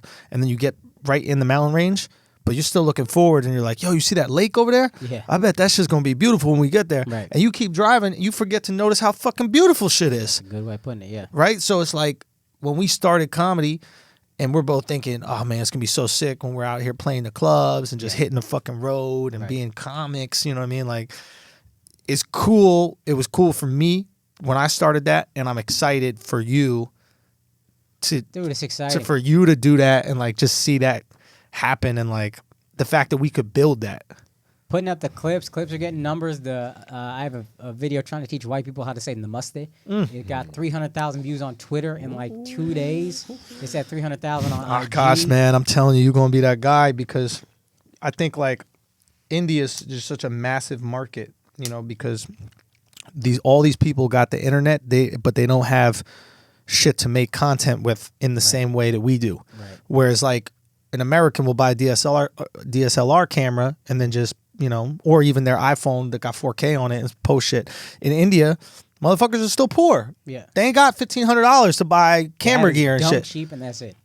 Right? Yeah. So it's like, but they still want this distraction. Yep. So you got 2 billion people, whatever percentage have cell phones now, and they're looking to be reflected in their art. And who's a cooler Indian? You're the coolest Indian. Yeah, I might be. You are. Who's cooler? I like that. I don't know. I honestly You can't cooler think of than one. Aziz, for sure. Yeah. You know what I mean? Who else is there? So it's like, in terms of cool, there are guys that are really good, but in terms of cool, Yeah. so it's like you want to be reflected in that. Yeah. And then once they see the art, once they see what you fucking do, I think it's going to be big, man. And shouts to the assholes for always commenting. That shit has helped so much with the algorithm and IG and everything. And I don't think they try to take my post down and throttle it down if it's not for the love that it's getting and the assholes supporting. If there's nobody watching, they don't give a fuck. Yes. It's like you don't gotta take a post down if nobody knows it's there. Yeah. You only gotta take posts down that are popping. Yo, that's so Good. Appreciate the assholes. Please keep it up. I'm gonna keep posting videos every Thursday and just Keep doing it, keep man. showing love, guys. Also, Appreciate Matador y'all. Tour, man. Thank y'all so much, Chicago. That was fucking unreal, man. Thank you, Abi Sanchez, who was the host, Mark Gagnon, obviously featuring, and then Toby McMullen shot some cool videos That video for us. was so fucking sick. It was sick, man. Toby, we might have to do some things with Toby, man. So, but thank you everybody in Chicago for coming out. That was magical. You know what's cool about that video is it captures how big it's all getting. Yeah, You know what I mean? Like you talk about it on the podcast and you can try to visualize it, but the Chicago video was the one that I was like, oh, this is what it's like. Different now. Yeah. Now I see it's different. You know what's interesting is the fashion video really showed that to a lot of people because, you know, like it just exposed. It's so easy to be like, I'm at this show or I'm at this theater, but people don't recognize, they don't like correlate a show or a theater to an actual theater for whatever reason. They're just like, oh, he's in Chicago. Oh, he's in Memphis. But fashion is this thing that's just popular, right? Like for whatever reason is people watch it. You know what I mean? Right. And it's like having the jump in the crowd thing as part of fashion brings them in and then they see what we're doing and they're like, oh shit. Right. You know what I mean? Like Rogan texted me about the fashion video. He's like, bro, those fashion videos are incredible. They're the fucking greatest, man. That's the most fun thing to make. Son, it's so fucking good. Yeah. And we got another one that we already shot. We can't tell y'all about it, but it's hot. Anyway, so Matador Tour, man, we're going to be in Russia. Hopefully we make it back from that alive. And then we're going to go to Australia. That's going to be fun. We'll be there for a couple weeks, man. And then we're coming back and, you know, we got more shows. We keep adding. TheAndrewSchultz.com. Go get them tickets. I think New York is almost sold out. Only a few left, so get that. Boston, same thing. Like, go get them shits right now. And don't wait, because it always happens, man. Y'all wait, and then there's nothing we could do. Same. The coolest thing about Chicago was after we sold out both of the theater shows, we did a pop-up show. I saw that, too. That was some rock star shit. That was so cool, man. And really, to be honest, like, the inspiration for that is Chappelle. Like, I always loved that Chappelle would just be in the city and be like, I want to do a show tonight. And then in a day, the shit is sold out. Yeah. And, like, that's what we did. We're like, hey, we're going to be there Thursday. Should we do a show? Yeah. Like, it was just... Anyway, so cool. Anyway, but go on. Yo, real quick, I got Houston September 6th, Austin September 7th and 8th. Anybody who's a shooter, asshole, camera people, sound people, holler at me. I think we know some people in Austin or Houston. We'll connect y'all. Appreciate but you. Yeah. Any city I'm in. Yeah, man. So, but yeah, let's talk about some more things before we get out of here. Yo, we got to get this episode up because... I know we got to get this episode up because we already a little late today. Sorry about that, man. We were doing things yesterday. Team USA lost. You said they wouldn't. They lost a scrimmage. Not a real game. First loss in 78 games, though. But it's a scrimmage. Have you seen the squad? There's motherfuckers, I swear to God, I've never heard of on this. like. I don't know, can you pull up the Team USA roster, Alex, please? Because there's literally, I don't even remember their name. They're so fucking, it just sounds like some generic-ass white guy. Yeah. This team is not even a 4 seed in the West. It's like, it's not a good team. Interesting. The best players are Kemba Walker and Chris Middleton.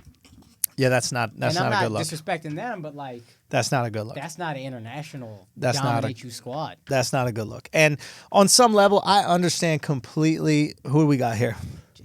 All right, Jaylen Brown, Chris Middleton, Brook Lopez, Kyle Kuzma. Kyle Kuzma's out. Who's out because he's hurt. Joe Harris? I don't know who that is. White boy.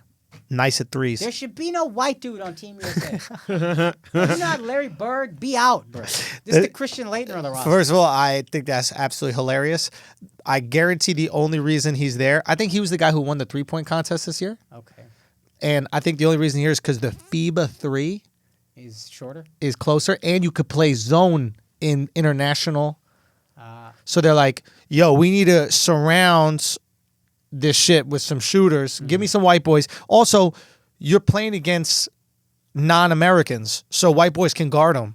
Oh, interesting. Right? Interesting. I think that's the reasoning. That being said, I 100% support your no white guys on Team USA. It's a real problem. It is a real problem. Thaddeus I'd rather win. Young was on the team. What's Miles Turner? He good, but like, come on, son. No, it is. It feels like a DC movie. Yo, right? You're like the Avengers comes out, right? And that's what we're used to. And all of a sudden, you're like, well, we got Suicide Squad, and it's like, well, commit suicide already, dog. We don't gotta deal about none of this shit. Yo, Joker yourself, fam. No, you start rooting for the Joker. That's how shitty DC characters are. Is that you root for them to die? Yo, you root for the bad guy in DC to kill the superheroes. 100%. That being said, I still don't think we lose. I truly don't think we lose. I hope not, dog. I'm unimpressed by this team, though. And you know what? If you're a player on Team USA right now, you're one of these like bums this on our team. This is your time to get a contract. Meaning, if you show out, and somebody will notice. Remember, like every World Cup, there's some random star from some African squad, World Cup of Soccer, that like kills, and then all of a sudden, or like is from a Costa Rican squad or some shit like that. There was like, I think Chicharito was one of the guys from Mexico, and like people knew he was nice, but when he bodied motherfuckers on the international stage, I think Manchester United was like, yo, we need that. Yeah. Cough up the bread. This is why we kept thinking Melo was still good. That's true. That's a great fucking point. He held on to Olympic Melo Melo out there and show out. He's like, oh, he still got it. Yo, real talk. Melo should be on. If I'm Melo, you really want to play? Oh, you really want to play? You want to it. prove that you could play? That's hot. This is the perfect system for you. First of all, zone so you can shoot over it. The 3-point line is shorter because the NBA is out of your range, but the FIBA one is right in your range. They're not athletic, so you can play defense. You're not athletic. You're playing against Lithuanians and shit like that. You're going to be fine. This is the perfect, if you really want to say, I still got it, and you want to showcase that to the world, check your ego, play here. You'll be the OG. You'll be the only 4-time, I think this will be his fourth Olympic gold. Right. Son, how are you not even there? That's a no-brainer, bro. You could get in over Joe Harris, I think. Nah, I'm not saying you're as useful, but you could get in there. I remember Melo balling out in one Team USA. Yeah, it was when he scored like 30-something points on like 17 shots or something. Like he just didn't miss. It was just 3 after 3 after 3. It was 2008. Olympic Melo. That's where that's Olympic Melo came from 11, 12 years ago. We're still holding on to this. One summer he died. He was incredible. 11 years ago. And that was the whole thing. It's like, if he's a catch and shoot guy, the whole conversation we were having was, oh, when he's on a team with LeBron, he has to play a role. Yeah. And I think Kobe was on that team too. Yeah. He has to be. Kobe was the alpha of that team. Yes, Kobe's the alpha. And LeBron was just so physically superior. He had to show some respect. So he just played his role, came off picks, and just splashed. Yeah. And he was the most dominant player on that team. He was the best. He was the most effective player on that team. And this fucking idiot couldn't just come into the NBA and replicate it. That's all you would have to do. That's literally all you would have to do. What a fucking idiot. Now you're working out in Chris Brickley's gym, posting Instagram clips like me. You trying to get into the NBA with the Schulz blueprint. I got new 3-pointers every week on my Instagram. Hey, any teams want to sign me? You know what I mean? Well, what happens with me? You don't get signed. You keep doing it yourself. Yo, let me ask you a question about Chris Brickley. Who's the guy he really developed? Who was his, like Tim Grover, Jordan, Kobe, Dwayne Wade? That's a fucking squad. Interesting. Work with Barkley. Interesting. What is Work so? with LeBron a bit. What is your theory? We've really bought into this guy. And I'm not saying he's trash. I'm curious. I'm actually asking, who's the guy that, for me, proves what everybody else is saying? Or what? Is it possible, and I'm just throwing this out here, is it possible that he could be innovative in his approach to the offensive game in the same way that D'Antoni is innovative, yet they don't have the ring or pedigree to justify it? Because when I follow him on Instagram, right. I want to be proven. I don't know enough to say. But I just watch his clips and I'm like, oh, I'm working with this guy. We need to have him on here, and I can arrange that. I would love it. Yeah, let's have him on there. Let's have him on there, because I guarantee you, if players are going to that gym, which is a small gym on the west side of New York that is kind of like open to the public to watch a little bit, it's very inconvenient to get there. They all play there. Yeah. They all play there. So I saw Cantor here. Yeah, son, they're all there. It is the pickup gym. But here's the thing. It's not a good gym. It's too small. Right. They have to play 4-on-4. There's like a lot of issues with this. So there's a reason everybody's going. It has to be outside of marketing. We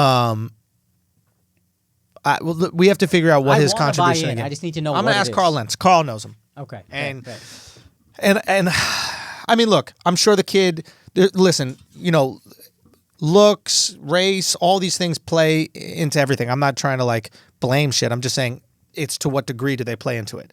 The guy's interesting looking, right? He has the leg sleeve tattoos. He looks like a cool white boy. So you're like, okay, what? There's this cool looking kind of white boy who's working with these like famous shooters. If I'm some young white kid that likes basketball, I'm curious. I'm like, well, what does he know? I assume he's dope because he works with all these guys. And he looks kind of cool. He's swagged out. Swagged out. So I'm like, yo, there must be something to him if these huge ass black dudes buy into this white dude with leg tattoos basketball theory. Right. So maybe there's something there. Maybe it's a perfect storm. Who knows? He doesn't even look like a basketball player to me. He looks like a fucking bassist for Green Day. But yeah, he looks like he works at Supreme. Yeah. You know what I mean? Like, but clearly, so I'm like, yo, for all these guys to buy in, there got to be something. No, we're going to figure that out. We're going to figure that out. We're going to figure that out real quick. All right, let's talk about a couple more things, and then we got to run out of here. You see James Harden working on his one-legged three-pointer? So Harden had an interesting thing. Where he said he wants his like step back to be the equivalent of Michael Jordan fadeaway, Kareem skyhook, like people who have had legendary influence on the game. I love that. And it is a fucking great move. And it has become ubiquitous with shooting. Yeah. Right? This is what people do. They'll do these little side steps. It is unguardable. It is unguardable as long as they don't call it a travel. Yeah. Which I don't believe it is. No. So I think that's awesome. I don't understand the competitive advantage of the one-legged three. Well, I don't understand what that offers. I think it's like a fadeaway three, essentially. I saw him shoot it. I saw him shoot it. I think it looked like almost the Drew League gym or some shit like that. Yeah. But he's like running. I didn't understand why it was so important to shoot that off of one leg. Maybe it allows you to like be in motion, so you don't have to like stop and collect. These guys are gonna notice so much shit we don't notice. Like, right. I guess with comedy, like I noticed the minutia of it. So maybe there's something like maybe a step back. You need such a big step back. This you can do quicker. Like the one-legged three, you don't have to like pop all the way back and take an extra. Right. It saves you fractions of a second, maybe. And you don't have to stop and give the defense a chance to catch up. Yeah. You're still moving away from the defender right. as you're shooting. If he can shoot it at a high clip, I mean, I'm excited. Yeah. I'm very excited. What did you think of Harden's argument that the media created a narrative that it wasn't going to be him that won the MVP and that's why he didn't win it? That he had an historic season, he should have won the MVP. I don't know, man. Whatever. You get bounced in the first, second round, right. second round. At the end of the day, like you could complain, but you got to win. Yeah, I don't like. What you want? 2 MVPs and no finals appearances? Cool. Why you care about the MVP so much, dog? Maybe that's your problem. Yeah. What I remember if you have 2 MVPs, to me as a guy who's not.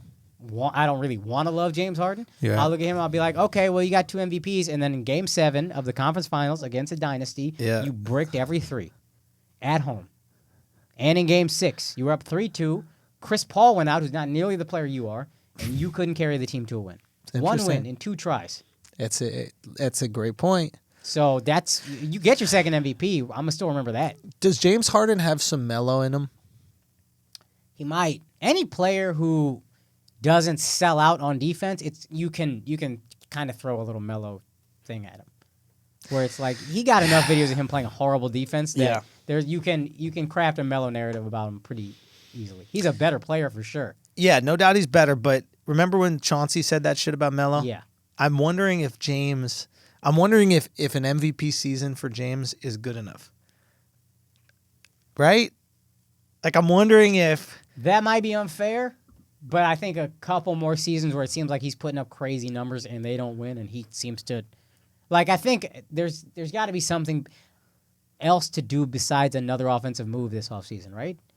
Couldn't you theoretically be like, I've dedicated this offseason to defense or distributing? And I don't mean that like an asshole. I mean, like, I would buy, if James Harden, I heard saying that, I'd be like, oh shit, James wants to win. Yeah. That's what's up. Yeah, but when you're like, I'm working on a one-legged 3, it's like, bro, you're already one of the greatest offensive players ever. What we need this for? I've dedicated this offseason to a one-legged 3. Wait, that's what you thought your game was missing? You thought you were shooting off too many legs? That's what you thought needed to be changed.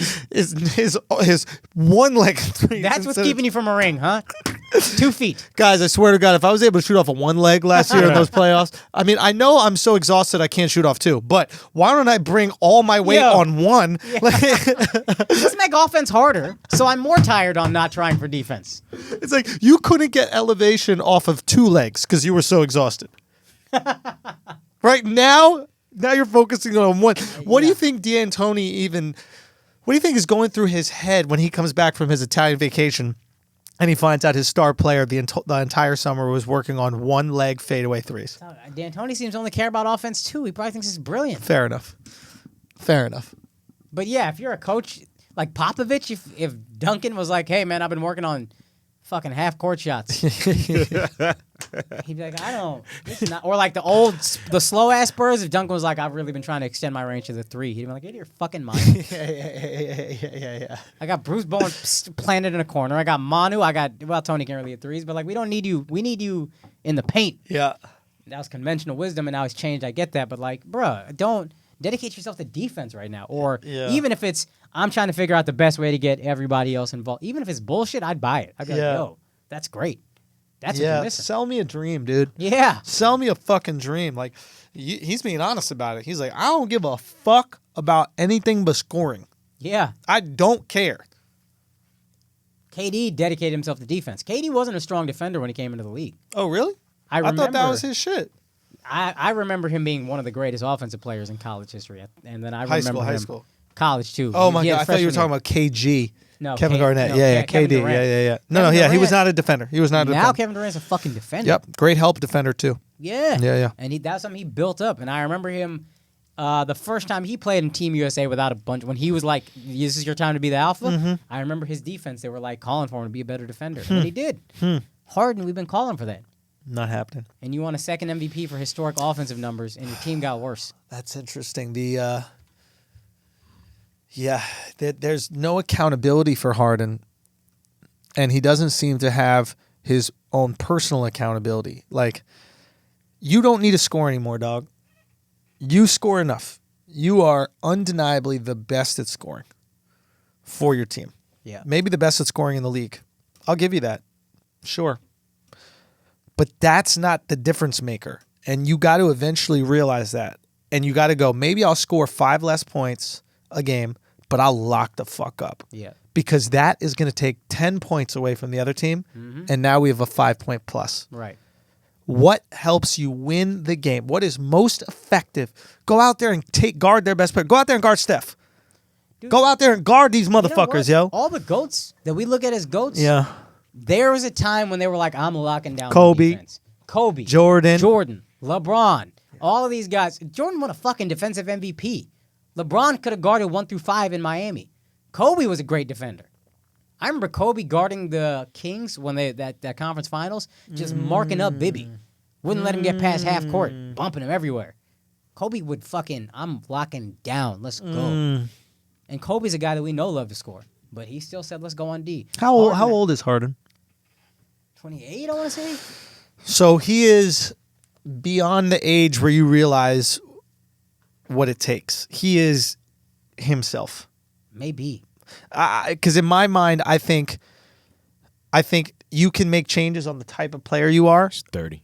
He's 30. Oh, it's too late. I think it's locked in. It's too late. Like, you can make changes on the type of player you are early. That means you can add things to your game and shift the focus in your game. Kawhi is a perfect example of that. Sure. Came in the league as like this real athlete and then defensive stopper, learned how to shoot. Yeah. And then learned how to be an elite scorer. Yeah.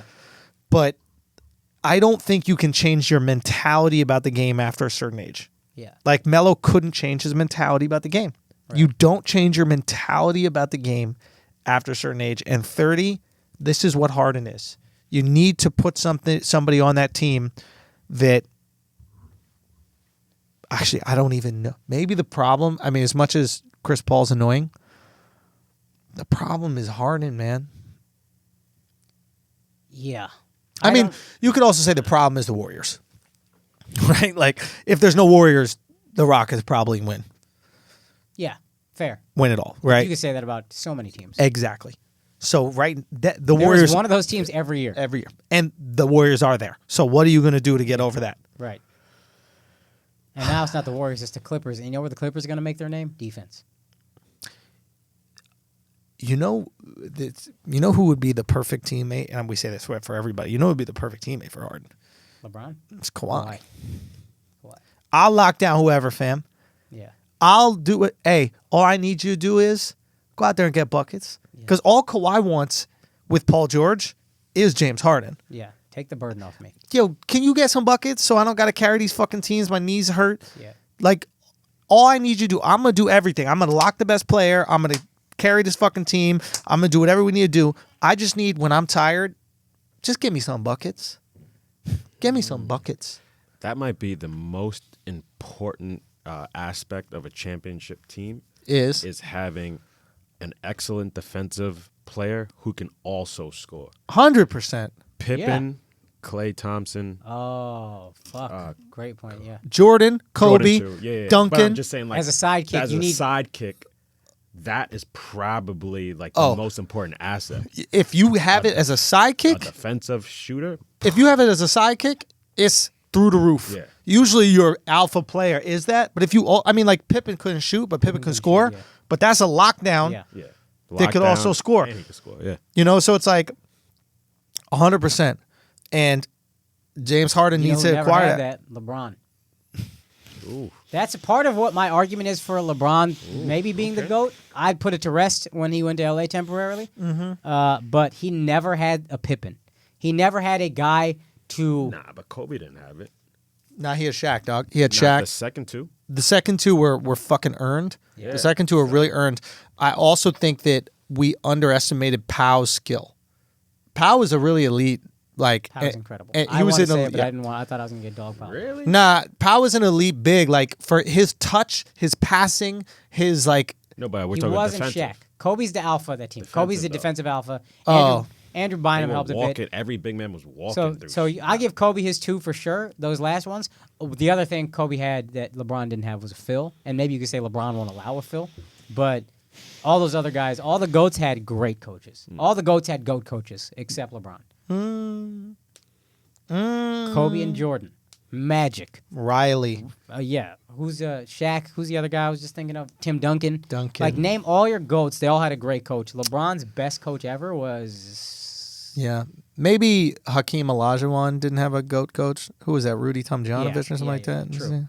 But Tom still, Donovich is very well respected. He's well and respected. Spoelstra is now, but he was brand new when he got LeBron. this might be crazy to say, but like I think we overestimate how great Dwayne Wade was. I don't think Dwayne Wade. Peak Dwayne Wade, individual Dwayne Wade was crazy. He got the championship too with a washed up Shaq. Yeah. And I mean, he did that to my team. Just destroyed us. Couldn't stop him. So Bron did have it for 2 of his. He had, but then Dwayne was always hurt in the playoffs. I just don't think. I don't. That first year LeBron choked away. That first year LeBron choked away. That's on him because Dwayne Wade was healthy and good. Right. When he won the championship the next year, Dwayne Wade was hurt in the playoffs. When he won it again the next year, Dwayne Wade was hurt in the playoffs. They played, but it's he was not like the same. gimpy. He wasn't Yeah. 100%. He wasn't fucking D Wade. I know there's times where D Wade was just destructive and like unstoppable. I'm not trying to take away from that. I never saw Dwayne Wade play and went, "Wow, this is one of the best to do it." I just never had that feeling. Oh, there were towards games before LeBron where I was like, "Holy fuck!" dude. There's games where I've seen what is it? Deion Waiters play really well, right? Do you know what I mean? Like, there was back in the day, like if we remember Ray Allen, Yeah. like Ray Allen was a force of nature as a 2 guard. Dude, Ray Allen could yam too. He would dunk on people. Yeah. It was unbelievable, and then as his career progressed, just kind of turned into this amazing 3-point shooter. But like, I don't put Ray up there, Yeah. and like he was doing things Dwayne wasn't doing, so. I don't know, like, but that's just me. Maybe I didn't see enough Dwayne to say, but There were games when I remember was Dwayne Wade better than Reggie Miller? I think so. Nah. Son, Reggie? Reggie's an all-time. Reggie ain't have no Shaq, bro. Like, Reggie had Luke fucking And that hurts. Douchefitz or whatever. Rick Smiths, right? Hurts Like, to say as a Knicks fan, but nah, Reggie got that. son, Reggie was loved Reggie. unstoppable. 8 man. points in 8 seconds made me an NBA fan. Like, I kind of liked it before that, but I you're watched like, that live. we got to watch this and that's now. when I was like, oh, this is a fucking sport. Oh, my God. I guess what I was trying to do is assist your LeBron argument. No, for sure. And I think I'm saying Dwayne Wade is great, but we forget LeBron had peak D Wade, healthy D Wade for 1 full season, and then after that it was always Injury touch and go. prone. Guys, who knows, man? It's a tough one. I love y'all. We love y'all. We're so grateful. We had an amazing week, man. I'm excited to see what else continues for this week. I'm excited to see what this video does, and it will do whatever it's supposed to do. We did our job to put it out there. If y'all like it and y'all fuck with it, y'all gonna spread it like a virus. And yeah, man, I'm just super grateful right now. Al, how you feeling? Good. I'm happy. Great fucking work, y'all. Thank So you, impressive. man. Thank you, man. Anyway, guys, thank you so much, man. The flagrancy is spreading. We are doing our job. Y'all should feel so intimately involved in this, man, because without y'all, none of this is possible. I 100% mean that. That's not lip service from me. I don't believe in lip service. So thank y'all for this. And, we got some very cool things cooking, man. We almost can tell y'all about it. It will be in the near future. We will start to, we'll start to let y'all know in the near future. And I'm very excited to share it. Obviously, always thoughts go out to Kaz. Love you, brother. You're a brother for life. Akaash, anything else before we get out of here? I'm going to plug my dates real quick because we got dates coming up in the next week. But before I do that also... Oh, I thought you did already. I didn't plug the dates that are coming up. Let's do the next two. Houston, September 6th, Secret Group, 8 p.m. Austin, September 7th and September 8th, the Fallout Theater, 7 o'clock on the 7th, 8:30 on the 8th. Buy tickets at akaashsingh.com. Also, guys, we try to promote comedy and, help the culture. I got a friend named Mike Albanese, has a very funny comedy festival in Atlanta called the Red Clay Comedy Festival. Have you done it yet? No, but this is a great thing. I am going to try to stop by this year. It is a comedy festival in Atlanta. I believe it is October 2nd through 6th. I'll double check the dates. Red Clay Comedy festivals run by comics. It's a great time. This guy, he's a comic. He does it all himself. Puts it together. Flew us out last year. They're the best. Great fucking time. Comedy festivals run by comics are the best, man. It's the reason why Skankfest in New York is so fucking incredible. Shouts to the Legion of Skanks guys, Louis J. Gomez, Dave Smith, Big J. Okerson, and that Christine, that whole crew. And then Red Clay Comedy Festival, October Mike 4th, 5th, and Albanese, 6th, yeah. October 4th, 5th, and 6th. If you guys are in the area, check it out. Support comedy. They know how to put on a festival. The festival is not to... You have to understand, when comics throw a festival, they don't make money at it because comics are so bad at business, they don't understand. They care about the comedy. True. And so the shows are going to be great. The experience is going to be great. Nobody's going to profit off it. They're doing this because they love the fucking art, man. So if you're in Atlanta, check that out. Obviously, if you're in New York, check out the Skankfest. I'm going to do a big promo for that next year when it comes around because I think it's a fucking New York institution we need to support. But Akaash wanted to talk about Red Clay last week. And we had finished recording, and he forgot. But I think it's awesome that you want to give them some shine, man. I think that's really cool, man. It's like, I'll be honest, I think it's a testament to like anybody in a creative field. Like once you get a platform, if you use that platform to help other people, you're built to have that platform.